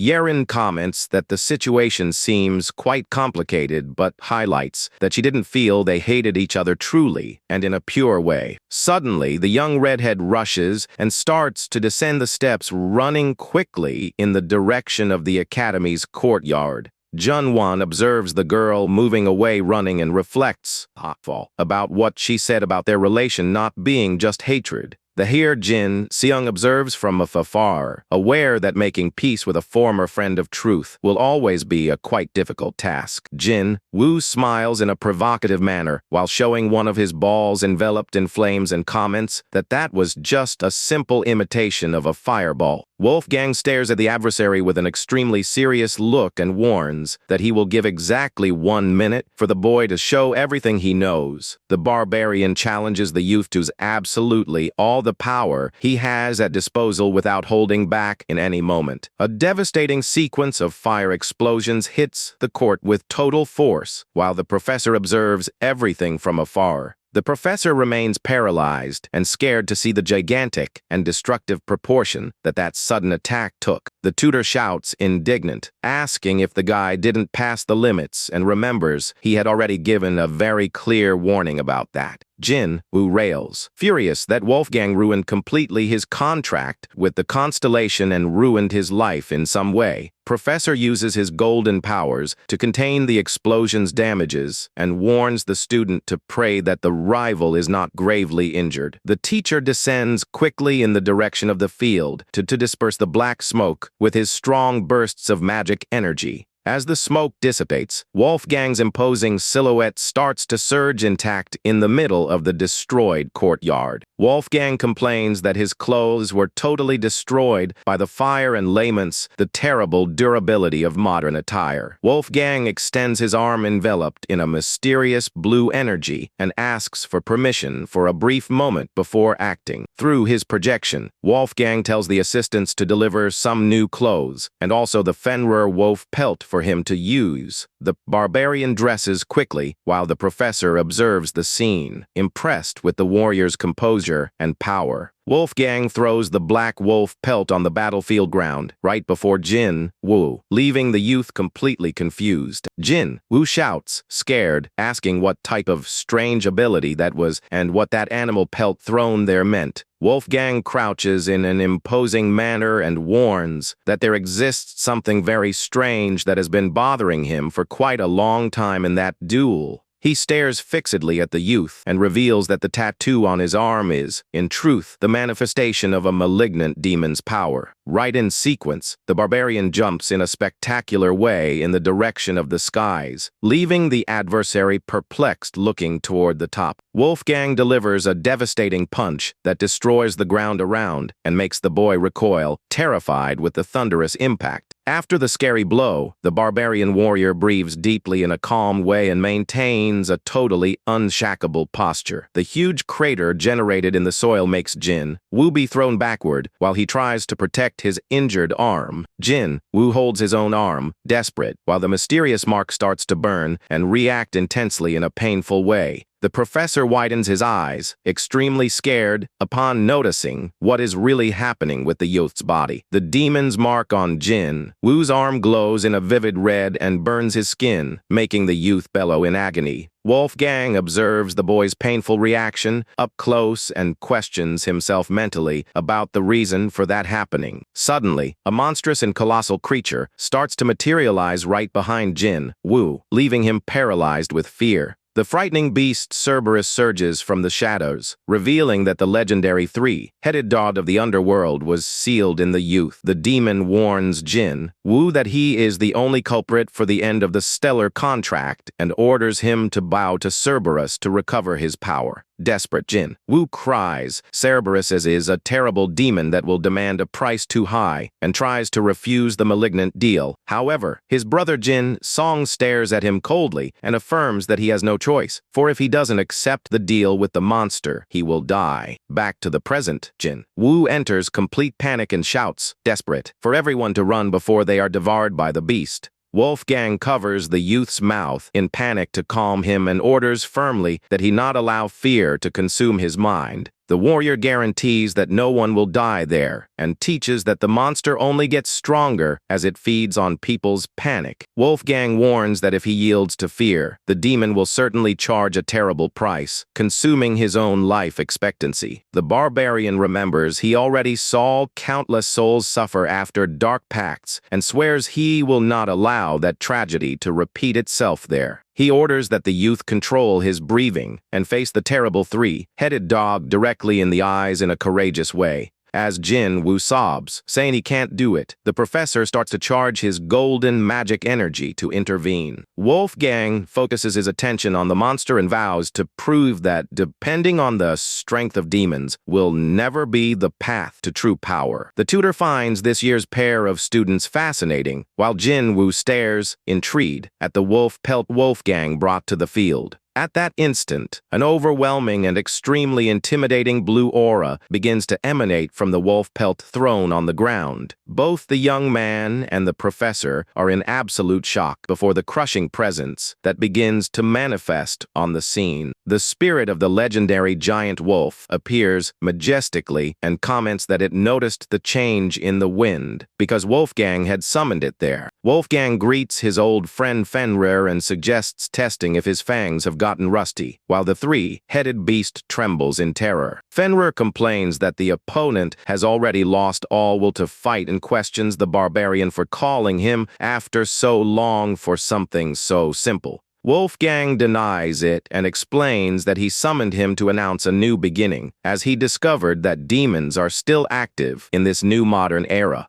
Fenrir reflects on the millennium that has already passed and notices that his friend is still strongly chained to the ghosts of the past. The wolf tells the warrior to take care of the dog alone while he gathers strength and says he will inform the other allies of the barbarian's return. Jin Woo slaps his own face in disbelief and wonders what kind of unbelievable and legendary event he has just witnessed with his own eyes. Far from all that confusion, the red-haired hunter Yeren finally arrives, running at the large Seoul Academy's outer parking lot. Yeren shouts, hurrying the manager to leave soon, complaining that her entire schedule is late due to the delay with the paperwork. Jun-won interrupts the hunter's complaint and points strangely at something flying in the sky right above them. A gigantic sacred metal sword cuts through the sky, spinning rapidly toward the Academy's training field. Jun-won finds that flying weapon incredibly familiar, while Wolfgang looks up, relieved to see his weapon has finally arrived. Wolfgang watches the immense blade approaching slowly and comments sarcastically on the slowness of that ancient relic. The barbarian points toward the object's fall, further frightening the terrible three-headed dog that continues to tremble. The immense battle sword plummets to the ground, embedding itself deep in the earth with a deafening impact. In the office, the professor explains that making pacts with demons is not illegal and that hunters sometimes do it to make tracking easier. The tutor confesses he is very curious about the young man's military history, whose brother is an elite hunter and whose father is a wealthy martial arts master. The tutor questions why the boy made a demonic pact, since with his family's wealth, it would be easy to get a sacred relic. Jin Woo lowers his head, embarrassed, and asks timidly if he really has to answer such a personal question. The professor clarifies that he needs to know the details to be able to help him as a counselor and reinforces how unjust demonic pacts are. He explains that the contract with Cerberus is so dangerous that it requires half of the user's remaining lifespan as payment. Wolfgang is completely stunned to hear this and shouts, startled by the seriousness of a pact that drains a person's own life force. Jin Woo begins to bend with his back turned and asks bitterly what the professor would do if he were treated as the unwanted child in the family. He recalls that everyone celebrated when his older brother got the contract with the descendant of the Barbarian constellation in the past. The young man adds that getting the support of that legendary foreign constellation became the main point of pride for his entire family. He explains that they were in such a good position that becoming the most powerful hunter family in Korea seemed only a matter of time. He reveals that although his father acts as a businessman today, the man's great dream in life was always to be a legendary martial artist. The boy says that the Stellar Pact ended up extending to the whole family, and it seemed his father's big dream would finally come true. In that golden age, everyone lived in a constant celebratory mood for their achievements, but things changed drastically afterward. The young man reveals with sadness that he, the second son with no talent and considered a disappointment, caused a great disaster that ended the contract. The boy points resentfully right at Wolfgang and yells angrily that everything went wrong because of that barbarian's actions. Wolfgang reacts very calmly and asks with sincere doubt how that family disaster could be his fault. In the past, the entity reveals it didn't care about the offenses, but rather the ignorance of those who didn't recognize Wolfgang's sovereign power. The mystical presence apologizes on behalf of the untalented youth and begs Wolfgang to forgive him for acting so foolishly and ignorantly. Wolfgang clarifies that his punishment had already ended there, that everything that happened after that was just a direct decision by the entity. The barbarian warrior comments that he forgave the young man but warns that he was using his legendary strength in a completely wrong and inappropriate way. The entity fully agrees with the barbarian and confirms that it was already planning to take severe measures regarding that situation. Wolfgang confesses he didn't imagine the contract would be voided, but reveals the spirit already had many doubts about the partnership with the family. Jin Wu shouts angrily, saying that's a lie because even though he was weak, his brother was an absolute genius who would never deserve to lose his power. The barbarian replies that he doesn't know his brother to judge, but guarantees that the boy himself was definitely not using the strength correctly. He explains that it's not about talent, but compatibility, because if they all use the strength that way, the barbarian was never an ideal match. The boy gets furious, points his finger at Wolfgang, and yells, wanting to know why he is wrong, repeating that his older brother was a genius.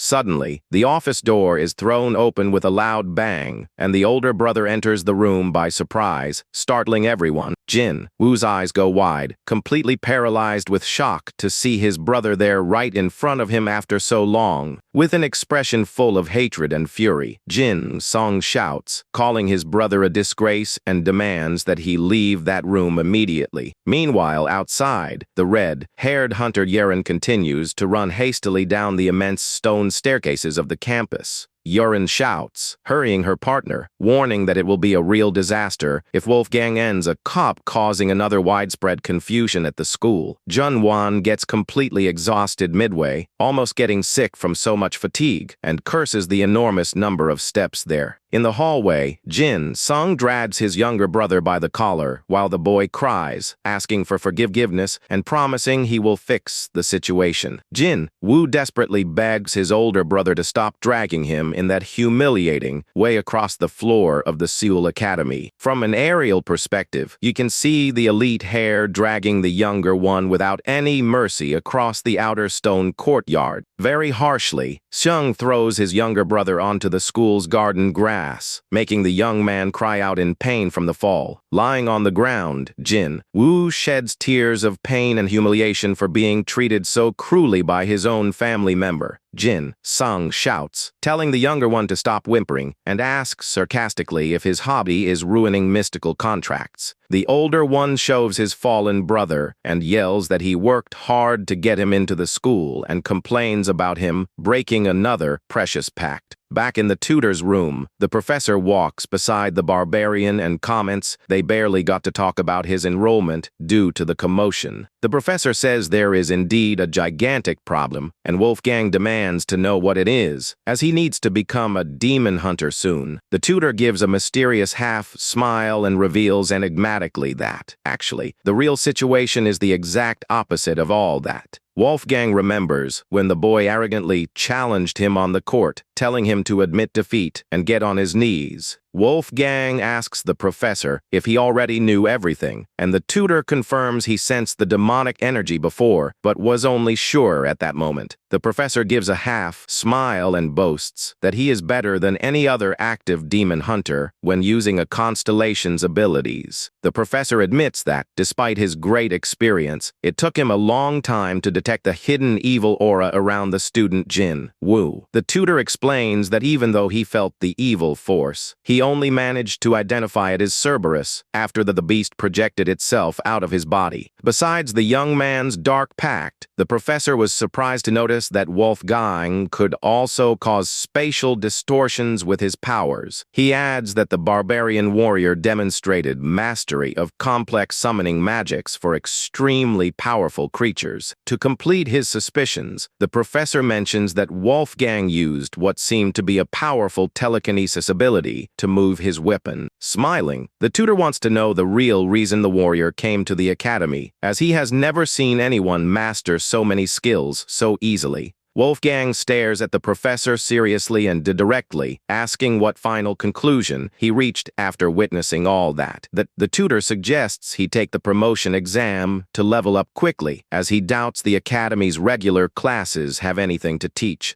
The barbarian furrian firmly places a hand on the professor's shoulder to interrupt him, saying the only thing he really regrets at the moment is another situation. He focuses on the brother's problem, remembering how Jin Seong humiliated the younger one for ruining another precious agreement with the constellations. Outside, Yurin suddenly runs up and intervenes in the physical aggression, demanding to know what that elite hunter thinks he is doing. With an extremely indignant expression, the young redhead furiously questions why he is roughing up his own relative in the middle of the courtyard. Jin Seong reacts quite hostilely and tells Yurin to get out of the way immediately, asking who she thinks she is to interfere there. Junwan runs up to hold the aggressor by the arms, telling him to stop the aggression before he ends up seriously hurting his own younger brother. The manager tries to calm him down, reminding him that he never acted like this before, but the boy yells back, wanting to know why he cares about it. Jin Seong yells that if he doesn't take this drastic action, the boy will do something worse, but is interrupted by a hand that appears in the air. A hard, sharp slap strikes the elite hunter's face, completely interrupting his outburst of anger in front of everyone there. Wolfgang reveals himself to be responsible for the slap, leaving Junwan, Yurin, and the aggressor himself in a complete state of shock at the physical intervention. Wolfgang grips Jin Seong's wrist with extreme force and reminds him that hunters are forbidden from fighting outside of dungeons under the risk of expulsion. Professor Xiong Keel appears silently right behind the group with a serious expression to take control of that tense situation. The tutor warns that the boy dragged his new student away right before his eyes, and without asking for his proper permission before doing so. With a cold smile on his face, the teacher firmly advises the elite hunter to stop that stupid attitude immediately. The professor's gaze glows intensely and darkly as he threatens to make way for a duel right there, knowing the boy wanted to fight. Surprised by the revelation, Jin Seong questions the tutor suspiciously upon hearing the man refer to the younger one as his own official student. He remembers that his younger brother still doesn't have any kind of active mystical contract and doesn't understand how the academy would accept someone in that condition. The professor calmly replies that having a mystical contract doesn't matter one bit when it comes to accepting him as his new disciple at the academy. Jin Seong remains silent, just staring very seriously at the professor while processing everything he just heard in the courtyard. The tutor returns the penetrating gaze, maintaining a serene and unshackable expression that shows all his authority as an elite master. Seeing he has no other plausible option, Jin Seong finally gives in, lowers his guard, and respectfully asks them to accept the younger one's enrollment.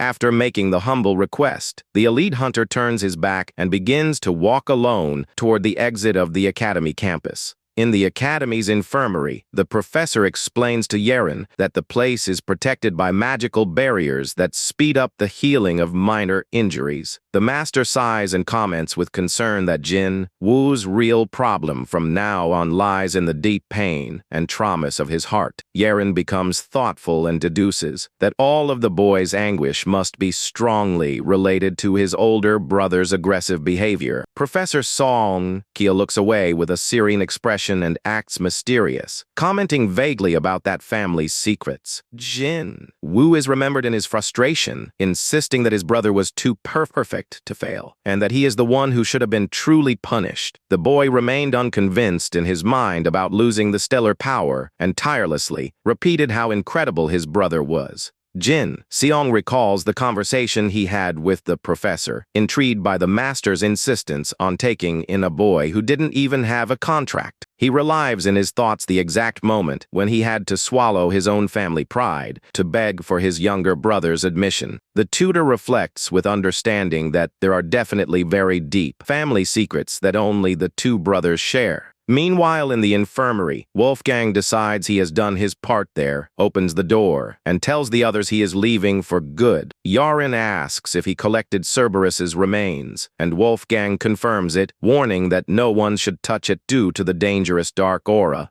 Outside the academy, Junwon catches up with Jin Seong in the parking lot and yells, irritated with his rough actions, saying they should resolve it at home. Junwon reminds him that they are blood brothers, but the elite hunter coldly retorts for the manager not to meddle in family matters. The manager questions if his drastic change in behavior is related to his recent disappearance, but the boy warns him not to jump to conclusions. Junwon retorts, wanting to know what kind of reason would justify roughing up a relative, and questions him about his recent secret investigations. Ignoring the manager's questions, Jin Sung silently gets into his luxurious black car under the sunset light in the parking lot. Jin Seong asks why he stopped investigating his father's secret past, and Junwon sadly reveals that he left the association for good. Jin Sung questions if the Hunter Association already knows the secret that his own father did indeed touch that dark power. Junwon confesses that he omitted the details in his official report and warns that the association would be furious if they found out the truth now. The manager adds that the association's biggest concern would be discovering that the boy's father is using a demon's strength. Jin Seong concludes that his former friend decided not report the crime to the association solely to protect him in some way. He is confused, not knowing whether to express gratitude for the help or to hold resentment for this whole complicated situation. Junwon remains motionless, watching the black vehicle drive away slowly down the road under the orange late afternoon sky. The scene changes to the imposing, illuminated stone sign of the country's great association of archaeology hunters. Back at the department, the young assistant is surprised and confused to hear that Wolfgang wants to forge armor with Cerberus's remains. The Barbarian confirms his intention while drinking soda and asks if they know any skilled blacksmiths in the region to recommend. Yaren asks the assistant to explain everything to Wolfgang, as she also doesn't understand much about this manufacturing area. The young man explains that nowadays hunters no longer use blacksmiths, but instead sell the materials on the market to buy ready-made items. Yaren suggests they take pictures of the monster to advertise the sale, but warns that her transaction fees are very expensive because she rarely uses the network. The young assistant agrees to post the ad on the market in exchange for Yaren's promise to help him with his research in the near future. When asked what kind of equipment he would like to buy with the money from the sale, Wolfgang replies that he actually doesn't need anything. Yaren and the assistant look at each other, completely intrigued, and ask with surprise who the equipment would be, for if the Barbarian himself wouldn't use it. In a large executive room, the secretary informs the conglomerate's president that the Cerberus hide has been advertised and that Jin Woo has disappeared. The powerful president of the conglomerate reacts angrily upon hearing that his youngest son has not yet returned after the terrible disaster at the school. The employee reports that Cerberus was taken out in a duel against Wolfgang, that Jin Seong roughed up his brother before the boy was hospitalized. The patriarch roars the Barbarian's name and coldly orders them to send a secret cleaner to take out Wolfgang once and for all without leaving a trace. He ponders about his sons and concludes that to keep Jin Seong's mental sanity stable, they will need to keep Jin Woo alive no matter what. The patriarch orders them to bring Jin Woo back immediately, while the older heir listens to the dark conversation from outside the room. Noticing the silent presence of his older son nearby, the father authoritatively orders him to stop where he is in the hallway. The president asks how long the young man had been listening to the meeting, and Jin Seong tries to play it off, startled, claiming he had just arrived. The father warns that he doesn't need to feign ignorance about the facts, causing Jin Song to bow his head and apologize submissively. With a greedy and frightening expression, the man states that the entity will soon awaken and that all the power in this world will belong to his family. Jin Seong trembles with dread and feels a chill at the madness and immense thirst for power so explicitly shown by his own father.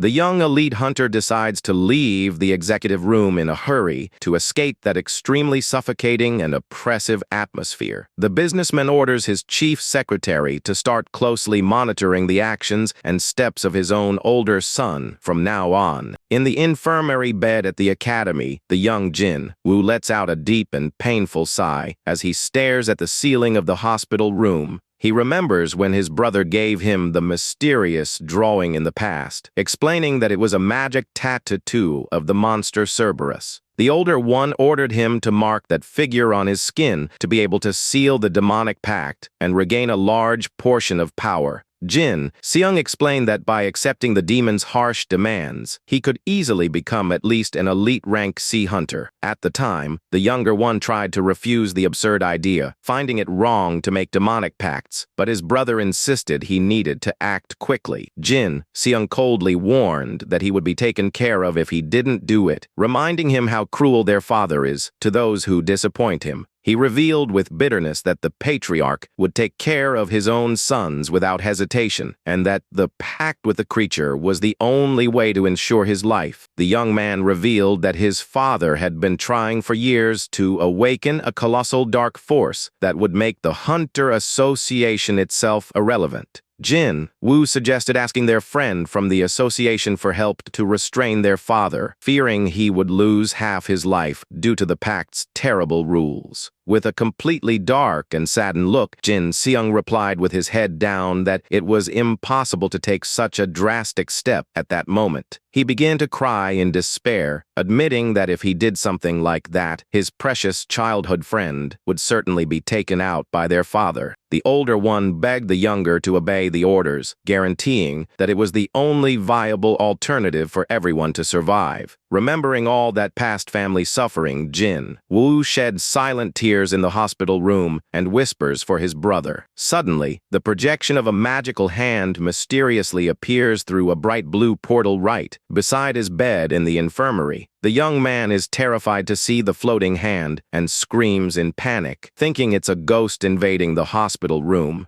Wolfgang tells the boy to surrender quietly as the mystical hand grabs him, leading to protests from the youth and surprise from witnesses in the room. Under the dark cover of the starry night, a suspicious and camouflaged silhouette moves nimbly and silently up the huge academy staircases. It is Jin Seong, disguised in a mask and cap, running hurriedly up the steps, knowing he must act fast before his cruel father takes any action. In the main director's office, Professor Song Cheol stretches tiredly and murmurs reflectively that the time had come. At that exact moment, Jin Song's swift shadow runs silently and nimbly past the outside of the master's large glass window. The professor watches the nighttime movement with suspicion and mentally questions why Jin Seong is acting so sneakily. The masked intruder carefully opens the infirmary door and spots Wolfgang's magical hand pulling Jin Woo into the blue dimensional rift. Jin Song silently enters the academy infirmary and wonders if this is really the correct room. Cautiously, so as not to make a sound, he pulls back the curtain protecting the hospital bed in the school. The elite hunter is surprised to look at the empty bed and immediately realize that his younger brother is gone. Jin Song curses in frustration, admitting he never considered the possibility of him not being in bed, and wonders where he went. Suddenly, the boy's body begins to float, enveloped in the familiar magical golden aura, leaving him completely startled. Professor Song Cheol enters the room, revealing that he already suspected him and confirms that it was indeed Jin Sung there. The master in the white robe seriously orders the boy to follow him in silence, unless he wants to cause a big scandal. In the other department, Jin Woo shrinks to the floor, scared, as Wolfgang approaches him again in an intimidating manner. Wolfgang announces he will make him his first subordinate and orders him to take off his clothes for measurements. terrifying the boy. Wolfgang offers the chance to get a new pact with the descendant of the Barbarian constellation instead of submitting to a demon's darkness. Jin Woo's eyes widen with immense hope, and he asks if he would really be able to renew the contract with the deity. Wolfgang clarifies that he can't give absolute guarantees, but states that if he proves himself a worthy warrior, there will be justification for it. The young blue-haired hunter is speechless, completely impacted, and moved by that unique opportunity in his life. A slight smile of relief and determination finally begins to appear on the boy's face after so many months of living in suffering. Emotionally, Jin Woo falls to his knees before Wolfgang and desperately begs him to teach him how to become a worthy warrior. Wolfgang assumes a solemn posture and announces that, from that moment on, the boy will be reborn as the most powerful shield warrior in the world. However, Jin Woo blinks, confused, upon hearing that and asks strangely what kind of shield warrior the barbarian was suggesting. The young assistant confirms he has taken all of Jin Woo's necessary measurements and asks if he just needs to buy the right equipment. Wolfgang specifies that they need a large, sturdy shield exactly his size, saying the rest doesn't matter as much. The assistant celebrates, saying they have already received a purchase offer for Cerberus's carcass, which guarantees enough money for the item. Wolfgang advises that they should inspect the actual product on the market first, and Yeren is startled to hear he wants to do it right now. Carrying the heavy materials on his back, Jin Woo becomes thoughtful and fears that his own father was the hidden buyer on the market.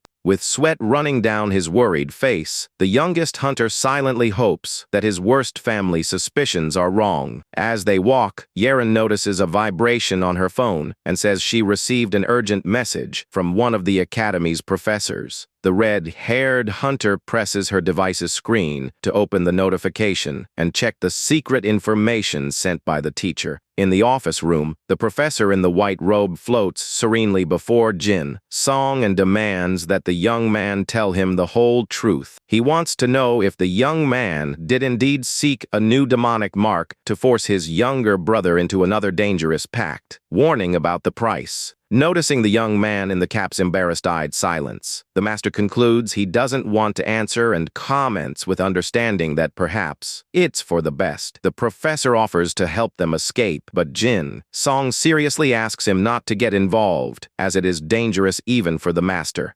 Upon reading on his phone that the younger one is safe with the archaeology team, the master changes his tone and coldly warns he will no longer accept Jin Woo at the school. Jin Sung becomes desperate upon hearing the professor's refusal and shouts, demanding an explanation, reminding him that he had promised to take in his brother. The master explains sternly that demon hunters must be ready for the worst and questions how he can trust someone who uses the school as a shelter. Ponders that he might even help them use the school as a secret refuge, but demands a clear and sincere explanation of their real situation. The young man sits down and begins to tell his past, revealing that although his father is a famous martial artist, he was never chosen by the gods. He explains that in today's world of hunters, his wealthy father lived in frustration, saying money couldn't buy everything until his own contract fell apart. He shows an invitation envelope for an elite event and events that they told him not to attend after discovering he had lost the mystical pact. The young man in the cap points out that his father is not the type of man to accept defeat silently, and says the master can probably guess what happened. Professor Song Cheel's eyes widen as he deduces the terrible truth and concludes with shock that the businessman made a pact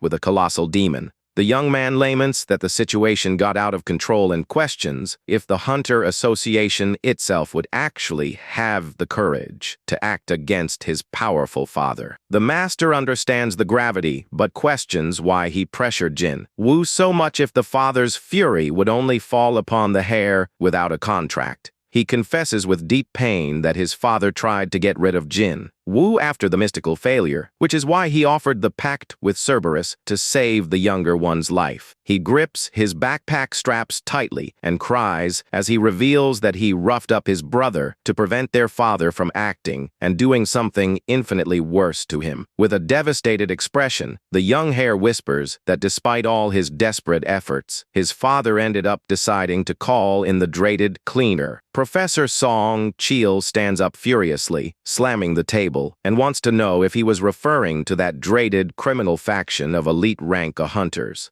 The young man confirms the information seriously and warns the teacher that the organization of ruthless assassins is too strong for even the master to handle. He states that he accepts being blamed and hated by everyone if necessary, as long as his younger brother can stay alive and safe from their father's clutches. Faced with that frightening revelation about the criminal empire, the professor leans on the table in shock, admitting the situation has truly gotten out of control. In his thoughts, Jin Song bitterly laments and concludes that none of this would have happened if he still had his valuable divine contract active. With tears streaming down, he assures the master that even if Jin Wu made a mistake, he could never just watch his father take down his younger brother. With an expression filled with pure fury and determination, Jin Seong vows to put an end to this terrible and dangerous family problem once and for all. The next day, the routine begins again as usual amidst the city's tall buildings. Jin Wu appears with a tired and thoughtful expression as he waits for his training to begin. Junwon shows up, all smiles, bringing a massive metal shield as a gift for the young hunter. Wolfgang tosses the heavy equipment into the air and assures him it's ideal for beginners. Jin Wu examines the shield up close, but complains that he'd prefer to use cooler weapons like swords. Wolfgang warns the young man about his limits and says he couldn't even scratch a demon. He explains that focusing on defense with the shield ensures his survival, but the boy gets irritated. The Barbarian sincerely confirms it and points out that the youth still doesn't know how to use all of his mystical power. Wolfgang recalls the previous duel and acknowledges that the boy's punches have decent strength, but he explains that it's necessary to channel the body's energy at the exact moment of impact. That way, the boy wouldn't have needed to resort to dangerous demonic powers in the previous fight. Listening to the Barbarian's valuable advice, the young hunter stares at the new reflective shield in silence. Meanwhile, the scene shifts to the luxurious and immense mansion of President Kim Tagwan. In the depths of the residence, a dark staircase leads down to a basement where something terrible is prepared. The president cuts his own hand with a blade under the tense gaze of his two elite aides. Furious with the Hunter Association, he vows to become the strongest through a dark pact. The man lets his own darkened fluid drip toward the mysterious altar prepared on the floor. Each drop of fluid spilled into the container begins an ancient and forbidden dark invocation. An immense red magical circle begins to glow intensely throughout the entire underground hall. The president calls for the Father of Darkness and offers his own essence as a ritualistic offering. He curses the hypocrisy of the current world and wishes for the complete destruction of the Order of Light. The sky above the mansion begins to close in with a terrible and frightening dark storm. The greedy aides celebrate, thinking of the immense fortune they will accumulate with this new power. The profane offering of flesh and essence continues to feed the powerful magic seal on the basement floor. He orders the gates of the sealed abyss to open, at once for the descent of the evil entity. An explosion of pure dark energy announces the dreaded arrival of the terrible Sovereign of Darkness. A monstrous claw emerges from the altar and startles the businessman himself with its overwhelming presence. The president screams in despair upon realizing the summoned demon is not something he can control. The demonic mass of flesh advances quickly and begins to engulf the desperate man's face. With his eyes paralyzed in terror, he lets out a final groan of agony as he is entirely consumed. The assistants who watched it all are in complete shock and realize the terrible mistake they made. Screams of pain echo through the room as the macabre mutation spreads uncontrollably. A colossal chained demon appears in place of the former president under the terrified gaze of the couple. The man tries to call for his boss, but a swift chain strikes his companion's chest. He watches in horror as his partner's essence is spilled before his eyes. The demonic sovereign roars and pulls the chain that traps the soul of its first victim in the hall. The monster lifts the woman's lifeless body into the air, showing its total lack of pity. The remaining aide cries out desperately for his beloved as tears stream down his face.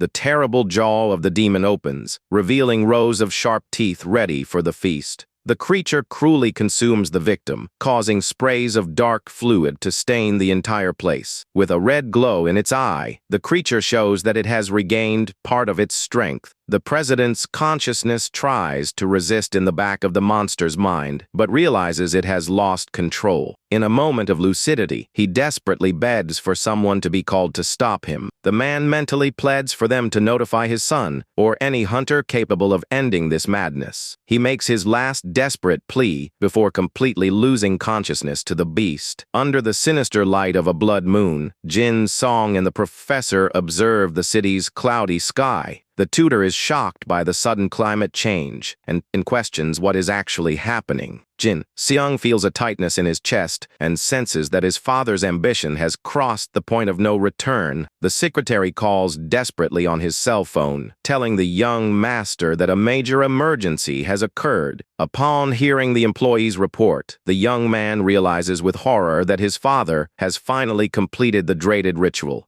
Wolfgang and his companions gather in the basement of the Archaeology Hunter Association to train. Jin Woo complains about the improvised location, but the master explains that they don't have a dedicated training space. The Barbarian asks him to calm down and points out that the youth gets easily worked up in combat, completely losing his balance. He shows how this basic mistake leaves the opponent's body completely exposed to a counter-attack. Determined to improve his stance, the boy takes a deep breath and decides to test the instructions he received. Jin Woo wields the large metal shield and prepares himself firmly to receive the master's blow. Wolfgang tells him to lower his stance and advances with a punch that was supposed to be just a light blow. The impact of the fist generates an overwhelming shockwave that makes Yeren shield her face. Startled, the young hunter grits his teeth and tries his best to withstand the incredible pressure of the punch. The collision destroys the storage boxes and scatters debris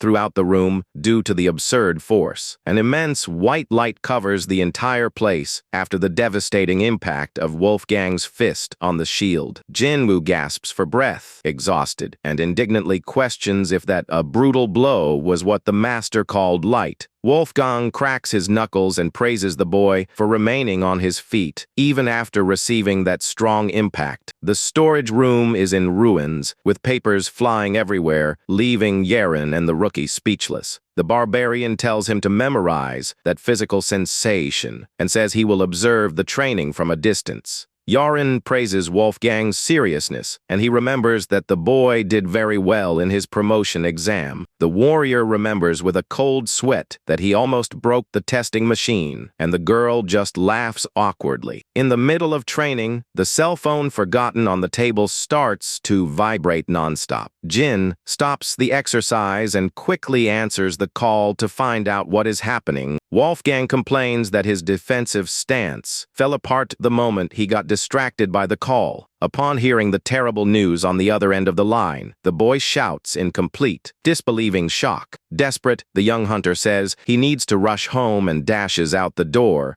Wolfgang and Yeren watch their companion leave with a bad feeling that something very serious has happened. Elsewhere in the city, Professor Song Cheel screams in horror upon learning of the demonic descent ritual. Jin Song confirms the facts with sadness and deeply regrets the terrible decision his father made. The desperate secretary suggests they run to try to stop the president before it's too late. The young man wants to handle this as a family matter, but the master warns that the threat is now global. Jin Sung insists that the tutor alert the association, as a common hunter would not be heard immediately. The secretary cries for his missing wife, but the young man asks him to calm down and says he will look for her personally. The trio quickly splits up and runs through the dark city streets to try to contain the catastrophe. In the archaeology basement, Wolfgang senses a strange energy and decides he needs to leave immediately. Yeren jokes, thinking he wants to escape the cleanup, but soon notices the seriousness in the warrior's eyes. When they go outside, they are faced with the daytime sky completely obscured by dark, mysterious clouds. Wolfgang stares at the darkness above him and recognizes the terrible and repulsive energy emanating from the horizon.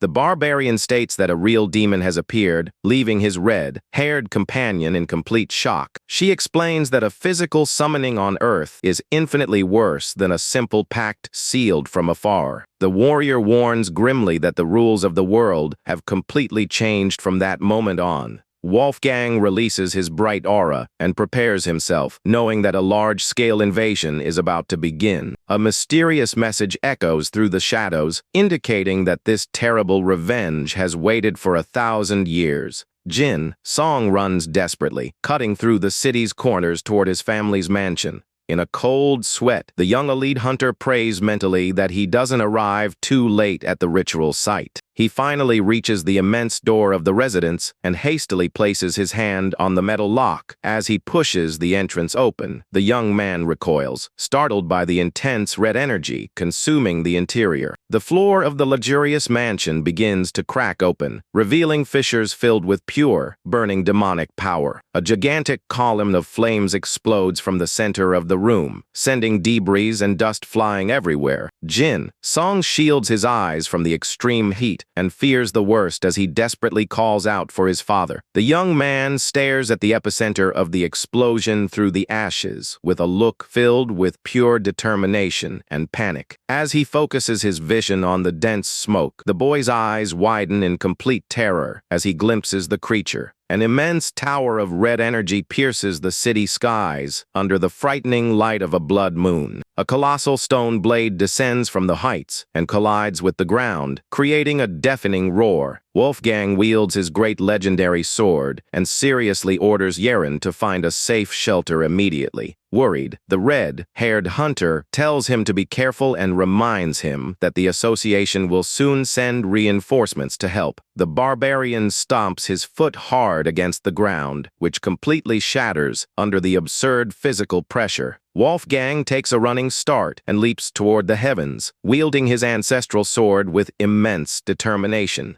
Aiming for the flames in the distance, the warrior vows to hunt the demons, proclaiming that the last barbarian is coming. Meanwhile, the president's mansion is consumed by dark smoke and ash amidst complete destruction. Injured and covered in blood, the young Jing seem to catch his breath amidst the rubble of the site. Desperate, the young man shouts for his father to resist the demonic influence and regain control of his own mind. In response, a heavy and swift metal chain is shot from the shadows directly at the young hunter. Jin Sung is brutally hit by the strong impact of the metal and lets out a cry of pain as he is thrown far away. The monster's claw manipulates the chain and warns coldly that the one he called father no longer exists. The monster advances toward the kneeling young man and orders frighteningly that he not lose hope. The red-eyed creature vows that after consuming his and his father's soul, it will wipe out every last human. The monster's claw manipulates the chain and coldly warns that the one he called father is no more. The monster advances toward the kneeling young man and frighteningly orders him to feel no resentment. The terrible demon clenches its iron fist and guarantees it will annihilate the entire human race, starting with him. Jin Sung cries out for his father to come to his senses, but the creature mocks his attitude, calling him a fool. The sovereign of darkness unleashes a devastating blow with its chain spear, coldly ordering him to perish. Badly injured, the young man refuses to accept defeat and tries to defend himself with the little strength he has left. Suddenly, a strong shield block intercepts the final blow, creating an intense shower of sparks in the hall. Jin Seong opens his eyes, surprised to realize his younger brother has stepped in front of him to save him. Jin Woo smiles confidently and assures his brother that this time he will be the one to protect him from danger. Meanwhile, in a Ranka dungeon in China, the elite hunters Shihao and Yanjiang are finishing their mission. A gigantic eastern dragon emerges from the shadows, roaring and firing a devastating breath of fire toward them. Yanjiang reacts quickly, activating a blue energy shield and telling her companion to take cover behind her. The terrible firestorm collides with the barrier, creating an absurd explosion that consumes the entire scene. Shihao praises his partner's flawless defense as she prepares to withstand the pressure of the enemy's attack. Taking advantage of the opening, the young hunter leaps toward the monster, raising his spear to deliver the final blow. He brutally strikes the dragon's head with his weapon, channeling all his spiritual energy into the impact. The creature lets out one last shriek of agony and collapses, defeated, on the stone floor of the Chinese dungeon. The two youths celebrate the mission's success, extremely proud to have cleared a rank A dungeon. They celebrate in a fun pose, claiming with total certainty that they are indeed the best hunters. However, the joy is short-lived, and Yanjiang is suddenly struck from behind by a swift and invisible blade. The girl gasps in deep shock, not even understanding where that cowardly and devastating attack came from. She falls lifeless into the arms of her desperate companion, who screams her name, overcome with pure despair. Right after, Shihao himself is struck by a lethal blow with no chance to defend himself. In his final moments, the hunter realizes he couldn't even see the assassin's swift movement.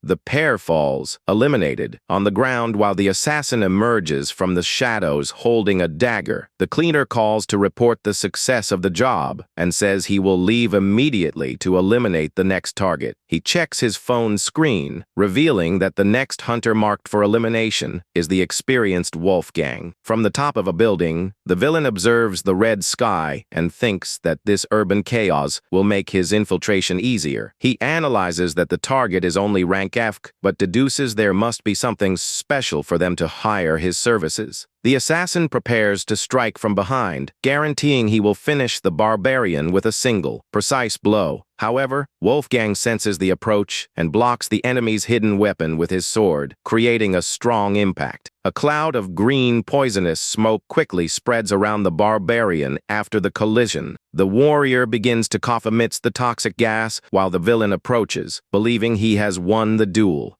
The cleaner mocks the Barbarian, but his constellation sends an urgent warning, demanding that he retreat immediately. He looks back, confused, and is met with the frightening silhouette of the Barbarian with his eyes glowing red. With a single, devastating sword movement, Wolfgang slashes the assassin's chest, sending him reeling. The assassin gasps upon noticing that the deadly poison had no effect whatsoever against the warrior's body. The Barbarian warns intimidatingly that he is the only hunter there and orders no one to interfere in his hunt. Back to the main fight, the monster's sharp chains fly swiftly through the scene in search of the victims. Jin Woo uses all his strength to block the successive metallic attacks, using his sturdy shield. The younger brother positions himself protectively in front of his injured brother and asks if he is in any condition to fight. He remembers Wolfgang's advice about staying calm, but is surprised by a new beast that advances quickly. The smaller demon strikes the shield violently, destabilizing the young man's defense and knocking him to the ground. The two brothers end up falling together on the cracked ground while the creature roars victoriously before them.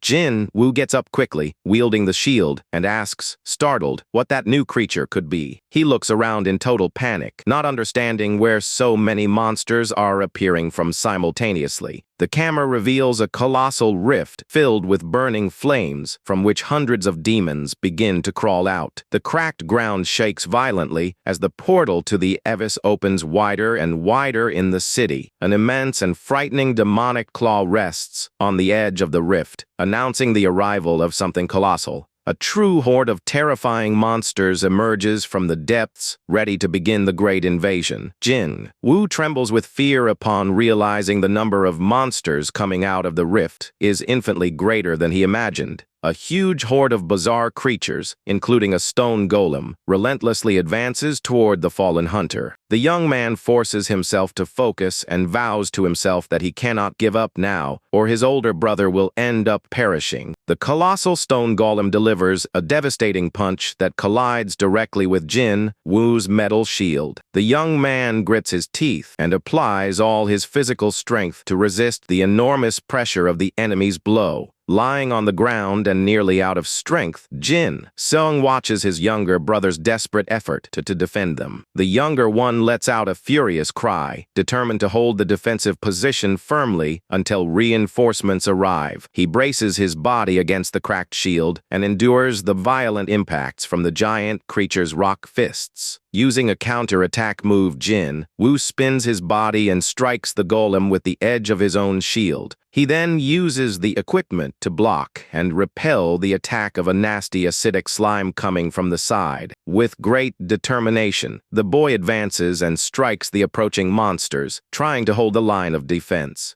Suddenly, a bizarre purple creature full of tentacles leaps with its jaw open to devour the boy. The monster bites the shield with extreme violence, shattering the valuable defensive equipment into dozens of pieces. Jin Woo panics upon seeing his only weapon destroyed, knowing he needs to stay on his feet to save his brother. The beast prepares to deliver the final blow, advancing on the defenseless young hunter. Suddenly, a gigantic sword descends from the heavens with absurd force, splitting the monster in half in a devastating manner. Jin Woo is paralyzed with surprise to see the immense weapon and embedded in the destroyed ground right before his eyes. The famous sword with Jonas's skull is stuck in the ground, creating a large curtain of dust and smoke. Wolfgang emerges from the dust and praises the boy's effort, calling him his #1 subordinate. The barbarian states that he has proven himself a true warrior worthy of wielding a shield to protect his allies. Jin Woo feels immense relief upon seeing his master, while the warrior easily pulls out the heavy sword. Wolfgang positions himself in front of the injured brothers, facing the frightening horde of demons advancing down the avenue.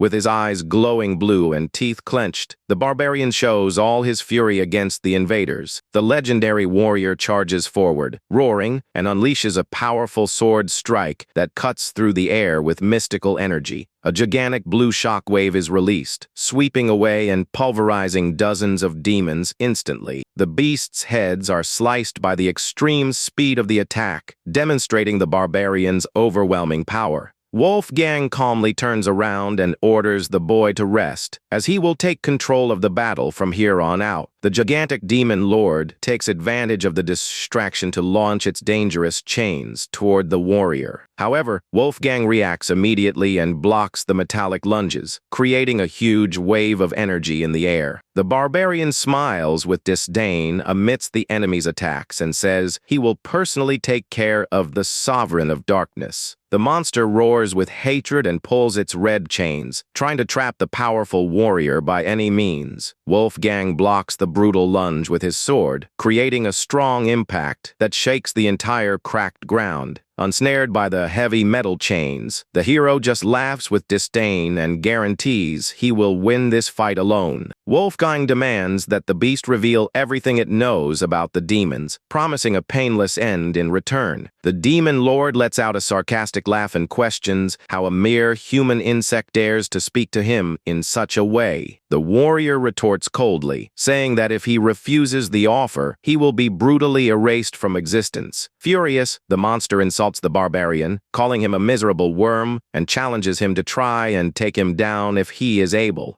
The creature conjures a terrible shadow magic that traps Wolfgang's movements with bands of red energy. Wolfgang flexes his immense muscles to resist the paralysis and scoffs at the enemy, calling the spell a cheap trick. The demon lord orders the ignorant human to be crushed by the mystical pressure of its binding shadows. Wolfgang lets out a fierce roar and begins to break the energy chains using only his overwhelming brute force. The giant demon's eyes widen in surprise as it realizes the warrior is resisting its dark spell. The bands of mystical energy begin to snap and break completely under the hero's unbelievable physical pressure. With a violent crack, all the shadow chains are shattered at once, freeing the legendary warrior. Wolfgang charges forward with extreme speed, enveloped in a powerful blue aura that cuts through the air like a bright comet. The monster recognizes he is no ordinary human but tries to counter, attack before being hit by the warrior. An immense beam of blue light tears through the curtain of smoke, heralding the fatal charge of Jonas's powerful sword. Wolfgang appears in the air, holding the hilt of his immense mystical weapon with both hands to deliver a vertical slash. The blade strikes the demon lord's chest head-on, creating an extremely bright explosion of blue energy. The terrible giant lets out a roar of pain and terror as it feels the overwhelming force of Wolfgang's sacred slash.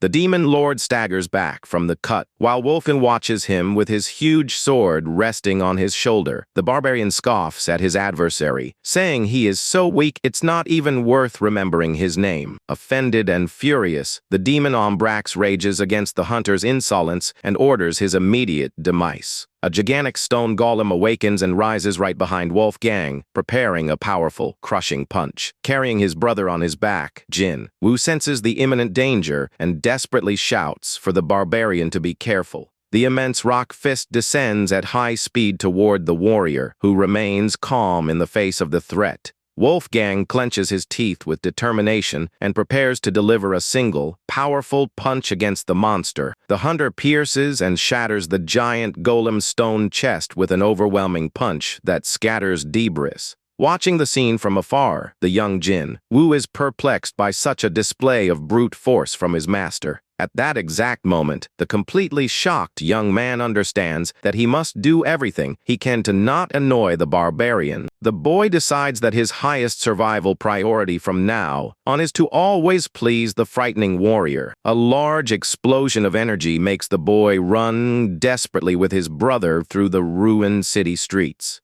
Wolfgang turns and sharply orders the boy to get out of there quickly and take his injured brother to a safe place. Jin Wu replies promptly and mentally thanks his lucky stars for having such a powerful and intimidating ally on his side. Ombrax is aghast at the barbarian's strength and realizes he will have to use his true spiritual form in combat. A red smoke of pure dark energy envelops the monster's body while the warrior waits patiently. The demon lord activates its shadow evolution, assuming a new and frightening appearance of a dark warrior. Wolfgang observes the drastic change, unimpressed, commenting ironically on the opponent's tricks. The monster advances at high speed, delivering lethal blows with its sharp red claws against the hero. Wolfgang raises his gigantic sword with both hands, preparing to counter the creature's furious charge. The demon attacks repeatedly from various directions, creating a storm of red slashes around the warrior. Jin Wu watches in horror and complains that the monster is cheating by turning its body into untouchable smoke. The demon's red smoke envelopes Wolfgang, descending upon him from above with absurd speed and pressure. The monster scoffs at the hero, asking if he actually thought he could harm a spiritual entity. Maintaining his calm posture amidst the chaos, the barbarian analyzes the enemy's movements to devise a plan of attack. The demon lord roars, irritated by the human's tranquility, and prepares to deliver a final blow. The monster fiercely advances through the cracks in the ground, unable to tolerate the barbarian warrior's provocations and taunts.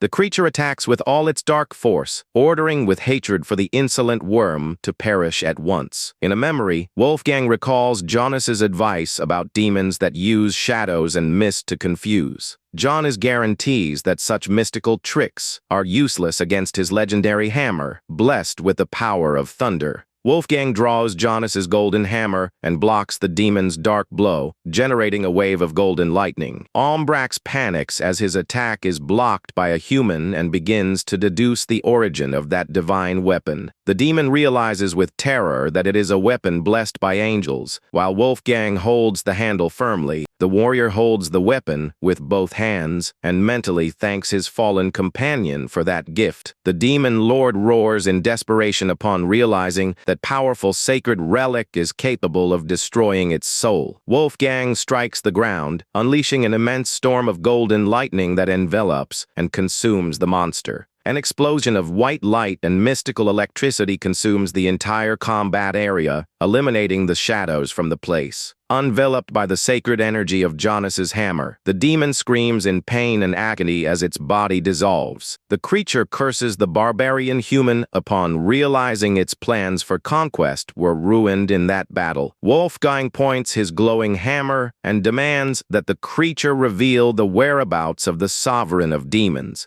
What's left of the monster's essence desperately flees toward the underground, trying to save its own life. The demon crawls away, humiliated for being defeated so overwhelmingly by a simple human hunter. Wolfgang delivers a final blow with his electricity-charged hammer, demanding that it answer. The impact crushes the monster's remains in a terrible explosion of golden light that eliminates the demon's essence. The dust settles, revealing the destroyed and silent scene of the parking lot after the violent battle has ended. Jin Woo runs desperately to help his father, who has returned to normal, but is unconscious on the parking lot floor. Wolfgang laments with frustration for having eliminated the creature without getting any clue to his target's whereabouts. The warrior glances sideways with a serious expression, feeling that the real danger is still lurking. The huge rift opened in the parking lot floor continues to emanate a sinister energy under the revered light of the moon. Suddenly, a woman's high-heeled boot steps elegantly on the destroyed ground, announcing someone's arrival. Vice President of the Hunter Association takes control of the situation, ordering the elimination of the remaining beasts. Under her orders, a team of elite hunters advances to combat and subdue the surviving monsters on the street. Choi-un walks imposingly amidst the destroyed scenery and approaches the powerful barbarian warrior. Wolfgang stares at her suspiciously and directly questions who she is and what her role is in this situation. The vice president formally introduces herself to the warrior and guarantees that her subordinates will clean up the remaining beasts. She offers cooperation and invites him to the association. He wants clues about the feared Devil House.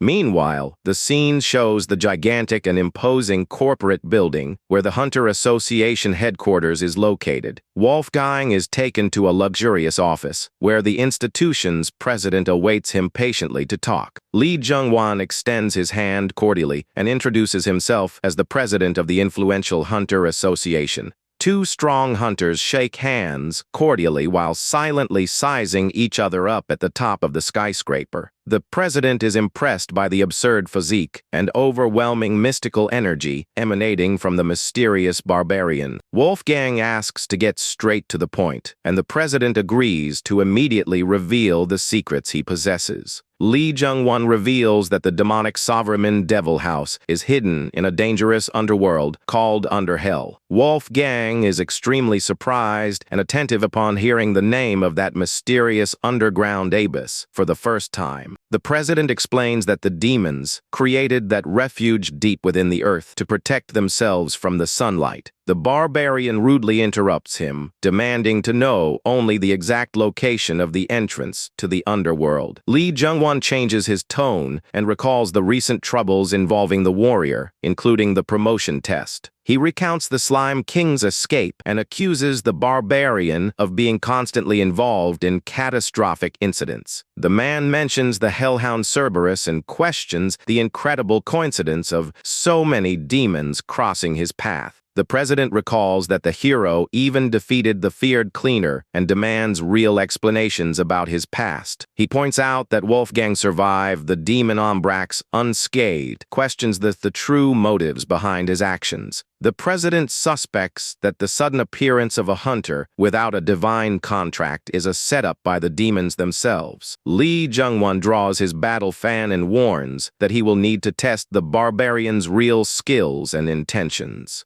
The president invokes the power of his protective constellation, raising a magnificent spiritual altar in the hall. The immense and divine figure of Dangun Wangjum materializes behind the president, emanating a powerful blue energy. Wolfgang remains completely calm and questions if the man is implying that he is an ally of the demons. The man smiles and denies the accusation, claiming he only wishes to personally test the mysterious warrior's limits. The president swings the mystical fan and conjures a hurricane of green wind that completely envelopes the barbarian's body. Choi-eun, who watches the duel with admiration, eagerly awaiting the result of her boss's power demonstration. She thinks about the danger the barbarian represents and is completely charmed by her president's elegant posture. The storm of leaves and wind ceases, revealing the end of the confrontation, and the vice president asks if the test is over. To everyone's surprise, the barbarian moves at an imperceptible speed and breaks the mystical technique in an instant. The president falls to his knees, gravely injured, leaving his assistant in complete shock upon seeing her leader defeated. Wolfgang approaches the fallen man and comments coldly that the association's leader is disappointingly weak. Offended, the vice president demands respect and shouts that the man is the most powerful hunter in all of Korea. The barbarian warrior retorts with disdain, stating that he only points out the weakness of those who cannot fight. Extremely irritated by the barbarian's insolence, the woman clenches her teeth, overcome by a deep and uncontrollable hatred. Choi-eun summons the power of her own divine constellation, which manifests as a beautiful and imposing empress. The president tries to restrain his assistant, desperately shouting for her not to attack the mysterious barbarian warrior. Ignoring the warning, the woman orders her divine entity to use a powerful magic of seduction and domination against the hero. The beautiful spiritual goddess embraces Wolfgang, trying to seal his movements and dominate his mind with a mystical kiss. The vice president scoffs at the warrior, claiming he is nothing but an insignificant human before her spell. To the president's astonishment, the domination spell fails miserably, and Wolfgang remains standing without suffering any harm. Realizing the imminent danger, the association leader shouts desperately, warning the woman about the counterattack. She turns, startled, but is surprised by the barbarian's colossal fist, which relentlessly advances toward her face. The president watches the scene in complete panic and swallows hard, foreseeing the violent outcome of that brutal blow. The vice president is sent flying and falls unconscious on the destroyed floor of the luxurious presidential office. Wolfgang faces the defeated president and coldly demands that he hand over all information about Underhell. Somewhere underground, an immense dark castle surrounded by rivers of burning lava emerges amidst the darkness. On the third floor of Underhell, a feared and monstrous demon lord waits patiently on its throne of thorns. The small demon lord Ombrax walks to an infernal fortress and asks his old friend for a favor. The demon lord on the throne retorts with disdain, asking since when they became friends. Ombrax tries to smooth things over and asks if the Dark Lord is still holding on to past grudges. The Lord angrily remembers that he lost his entire army and his own territory to him 1,000 years ago. Trying to save himself, Ombrax offers a valuable piece of gossip about a barbarian on the surface who is hunting demons. Upon hearing about the terrible threat on the surface, the demon lord reacts immediately, changing his posture. He agrees to help his colleague due to his pathetic state and deduces that he wants free passage back home. Ombrax runs off laughing with happiness, and the Lord even promises to help him descend to the deeper floors of the underworld. The Lord extends his hand to grab the little monster and repeats thoughtfully about the idea of descending further into the underworld. A terrible purple energy begins to surge from his hand, leaving the small demon desperate as it notices the trap. The Lord conjures a spell of absolute petrification and begins to turn Ombrax into a living stone statue. The dark demon lets out a malicious laugh as he savors his cruel revenge against his old rival. He laughs loudly, calling the little one a fool for actually believing the word of a lying demon. The Lord mercilessly throws his statue away and comments that this whole situation is pitiful. Ombrax's stone body rolls over a gigantic pile of bones and mortal remains on the dungeon floor. He ends up falling, motionless and defenseless, in the middle of that macabre dump of monsters defeated by the castle lord. But suddenly, a monstrous hand emerges from the darkness in the middle of that pile of decomposing bodies. A sinister reddish glow begins to emanate from that mountain, revealing a sword stuck in the place. Ignoring the situation, the underworld lord turns his attention to another being and realizes it is still alive. Veins pop on his head in anger as he rages furiously against the cursed barbarian warrior from the surface. Back in the luxury office, Wolfgang warns that they are not strong enough to face the real demons.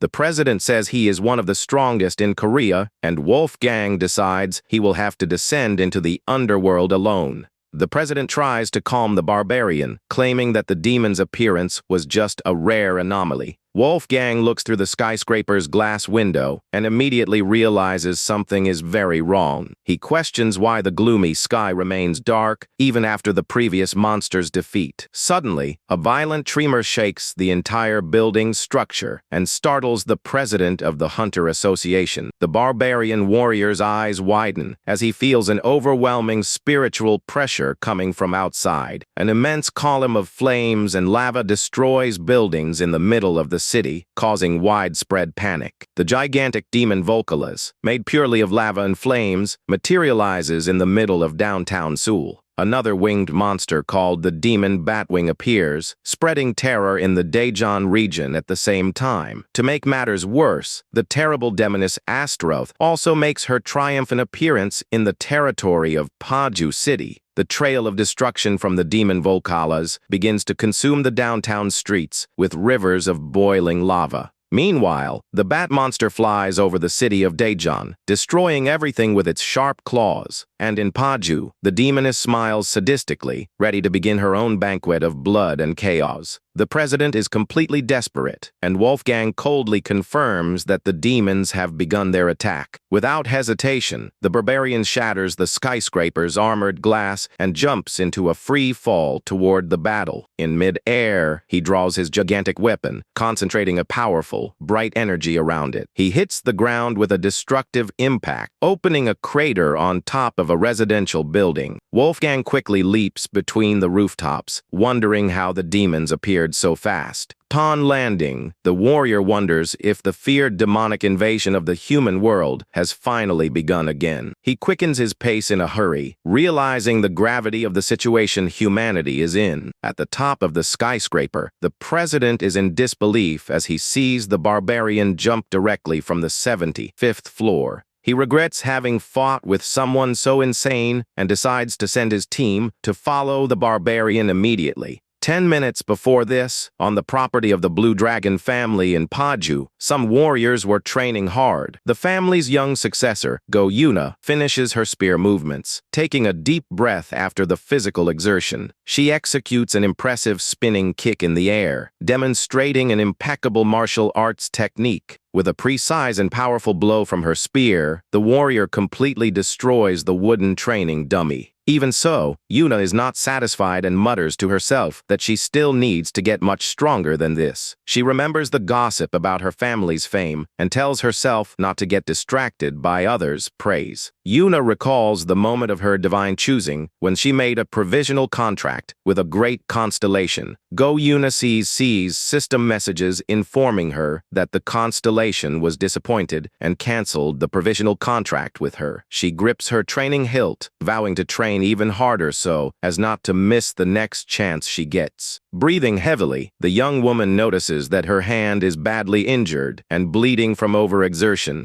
Her father enters, applauding the training proudly, and says he will soon be able to pass on the leadership of the Blue Dragon family. The senior-level hunter Go Sangyeong begins to cry with emotion, leaving his daughter embarrassed by his drama. Yuna asks him to stop the drama and confesses that she still needs to regain her constellation's recognition. He cries even louder, admiring the girl's maturity, while she desperately shouts for him to control himself. The man suddenly becomes serious upon hearing strange noises coming from outside the training temple. Father and daughter are surprised by a deafening explosion that makes the ground shake violently. The family leader immediately jumps into the central courtyard, followed closely by his armed daughter. The young warrior is paralyzed with complete panic as she looks up and sees the terrible invading figure. Floating amidst a torrent of flames, the powerful demoness Astaroth appears, hovering above their property. Go Sung-yong recognizes the evil energy and swallows hard, realizing the gravity of the situation they are in. He draws his immense, sacred spear and urgently orders his daughter to go inside the temple and call the Hunter Association. The terrible creature demands to know where the so-called Barbarian is while emanating a dark and oppressive aura over the courtyard. The Lord Devil House had ordered his 3 main servants to go to the surface to hunt the warrior. The flame demon questioned how they would track the human with only the description of Barbarian.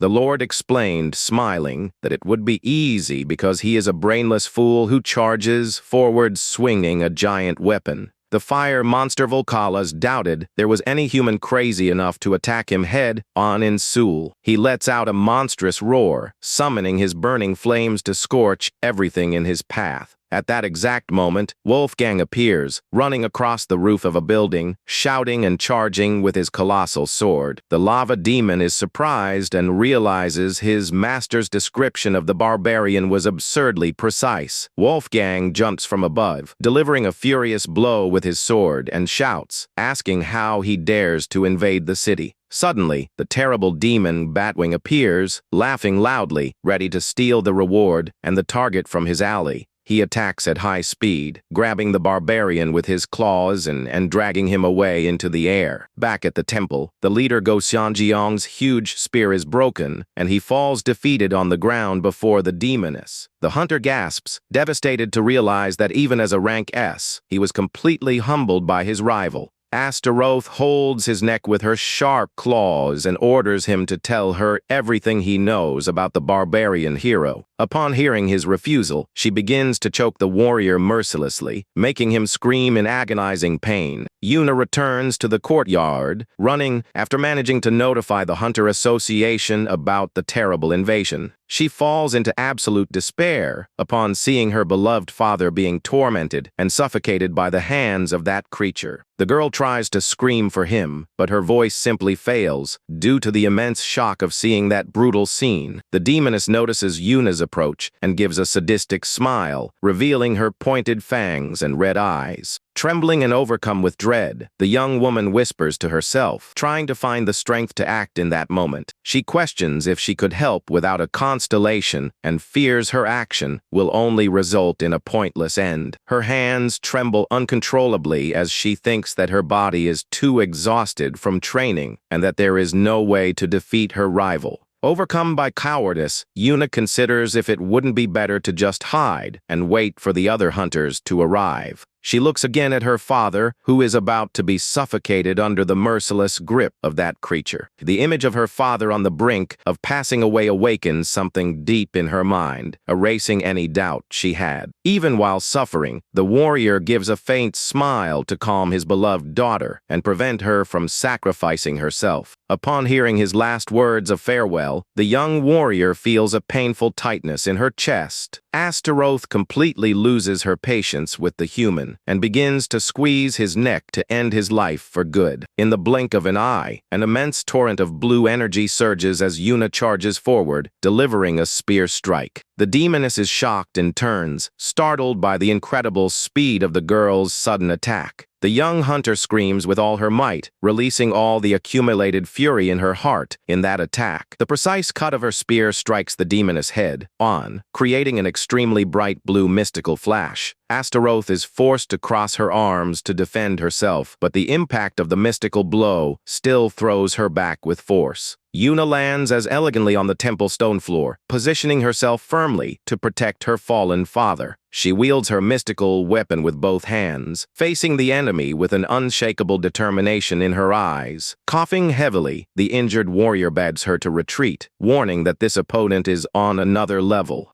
Yuna refuses her father's request to retreat and says firmly that she will face the terrible opponent from now on. The young warrior remembers. She promised herself never to falter in the face of danger or freeze in fear again. She vowed that if she got a new chance, she would make the most of it without running away like a scared coward. Yuna tells herself she needs to stop looking for silly excuses to simply give up on this battle. The girl's injured hand, which was previously trembling uncontrollably, begins to steady on the hilt of her spear. She clenches her fist with unbelievable strength, promising never again to let her beloved father suffer like this. A divine, shimmering blue glow explodes around her, illuminating the entire destroyed courtyard of the Blue Dragon clan. The Lancer of the Blue Rose constellation is amazed by the young warrior's shackable determination under pressure. Surprised, she sees the divine message offering an official and definitive contract proposal from her constellation. A huge amount of mana and spiritual energy envelopes the body of the renowned family's legitimate successor. Yuna accepts the contract and invokes the soul of Joan of Arc, vowing never to falter before any monster again. Astaroth rages, irritated that she made the mystical contract, and promises to finish the girl off once and for all. Without showing any sign of fear, Yuna spins her mystical spear, concentrating the immense spiritual power at its tip. The young woman uses a special technique of walking on water, spectacularly multiplying her speed. The demoness's eyes widen, completely stunned by losing track of the human's movements amidst that speed. In the air, the girl executes the piercing spear blow, descending with destructive force toward the rival's head. The mystical attack pierces Astaroth's chest, releasing a colossal discharge of sacred energy into her body. Back to the fight in Seoul, the barbarian hero continues his frantic duel against the colossal flame demon Volcalis. The winged monster Batwing tries to interfere in the middle of the duel to capture the hero and secure his lord's reward. He advances with his sharp claws, capturing the barbarian and carrying him into the skies at high speed. But Wolfgang fights back violently, delivering an absurd sword blow that cuts off the creature's limbs in mid-air. The colossal impact of the blow makes the demons plummet and destroy the street, creating an immense shockwave. The vice president of the association's car skids on the road as it tries to dodge all that mass destruction. Choi Yun gets out of the vehicle, horrified, and wonders how it was possible for the demons to invade without any prior sign. The fire monster Volcalis emerges from the rebel, roaring furiously, determined to eliminate everyone present. But Wolfgang gives the monster no time to breathe and launches himself again at high speed toward its chest. The barbarian warrior lets out a savage battle cry, his eyes glowing with pure fury and thirst for battle. With a single, brutal movement of his colossal sword, he cuts the gigantic fire demon right down the middle of its body. Yun, who watches it all, trembling in total panic, not knowing what to do in the face of that absurd display of power. The colossal lava monster's split body crumbles over the destroyed buildings, spreading dust throughout Seoul. The gigantic creature is finally defeated, exploding into thousands of pieces of ash and fire that slowly extinguish. Several heavy pieces of debris plummet from the sky and crush the vice president's vehicle, leaving the woman in complete despair. Wolfgang lands abruptly right behind her, startling in, high and making her apologize for her previous behavior. The warrior questions her for following him, being so weak, and she explains she came to update him on the simultaneous attacks. She opens a holographic virtual map to show the exact areas of attack by the demonic hordes in the country. She details that there are active threats happening in Seoul and Paju, and also one a bit further away in Daejeon. Wolfgang praises their tracking system, admitting that the exact information will be crucial for the upcoming battles.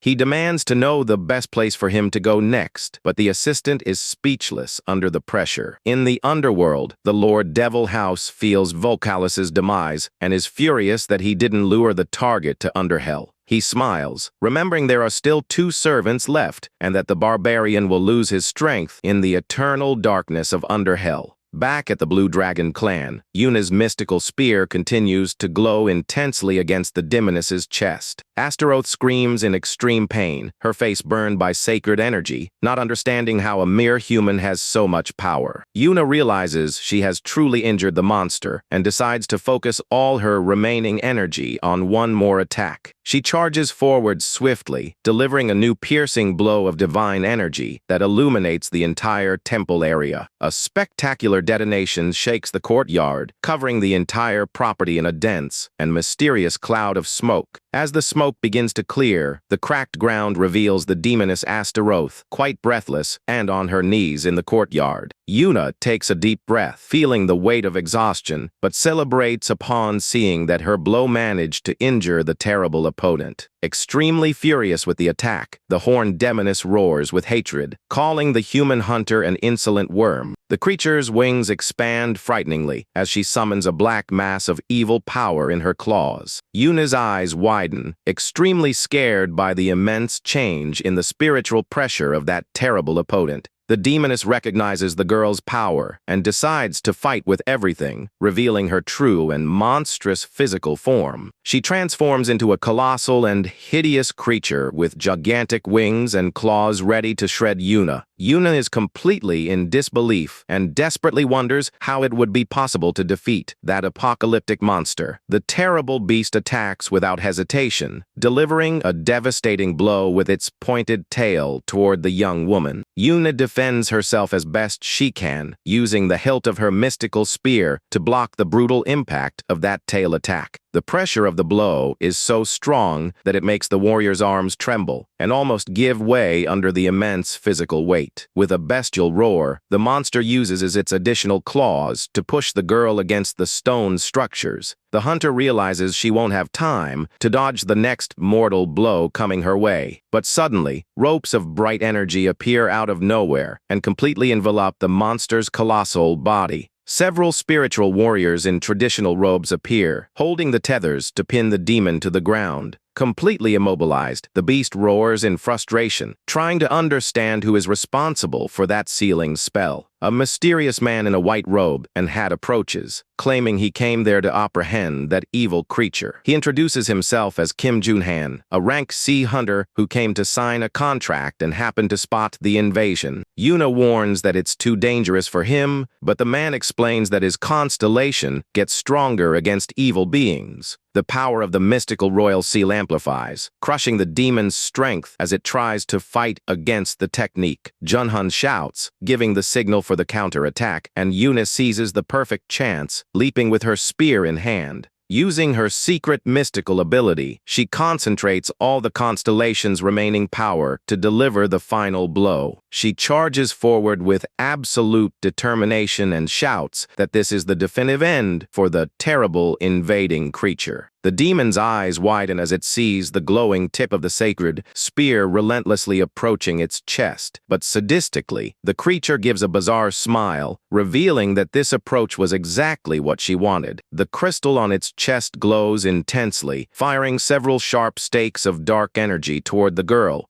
Junhan becomes desperate upon realizing his spiritual summons won't have time to defend her from the impact. Yuna just widens her eyes, frozen, as essence violently sprays amidst the sudden attack. At the last second, her father throws himself in front of the stakes, begging his constellation for the power to save her. The mystical Lancer constellation accepts the sacrifice and the final wish determination from the hunter Go Seong Yang. The mystical entity deeply laments the imminent demise of its loyal contractor, while granting his final request. Spiritual blue flames envelop his body, granting him the ultimate divine authority to protect his family. The secret power consumes all the warrior's life force, giving him an energy that surpasses human limits. The hero tears through the air, delivering an insane sequence of spear strikes that destroy the monster's dark claws. Yuna watches it all in complete shock as his essence spurts before her eyes amidst the brutal combat. Go Sanjung says goodbye with a loving look and a faint smile, telling his daughter to stay safe and live. The legendary warrior uses the rest of his strength and launches himself like a blue meteor toward the demon's crystal. A devastating explosion of purifying blue light consumes the entire courtyard, creating a spectacular mystical flash. Junhan runs to the young woman amidst the thick smoke of the great explosion, asking worriedly if she is okay. Completely dazed and with tears in her eyes, she whispers, calling for her beloved father in the hope of seeing him. The manager holds her firmly, warning that it's still too dangerous to advance before the smoke clears completely. Both freeze in terror upon hearing the demon's dreadful voice echoing from within the dense curtain of dust and ash.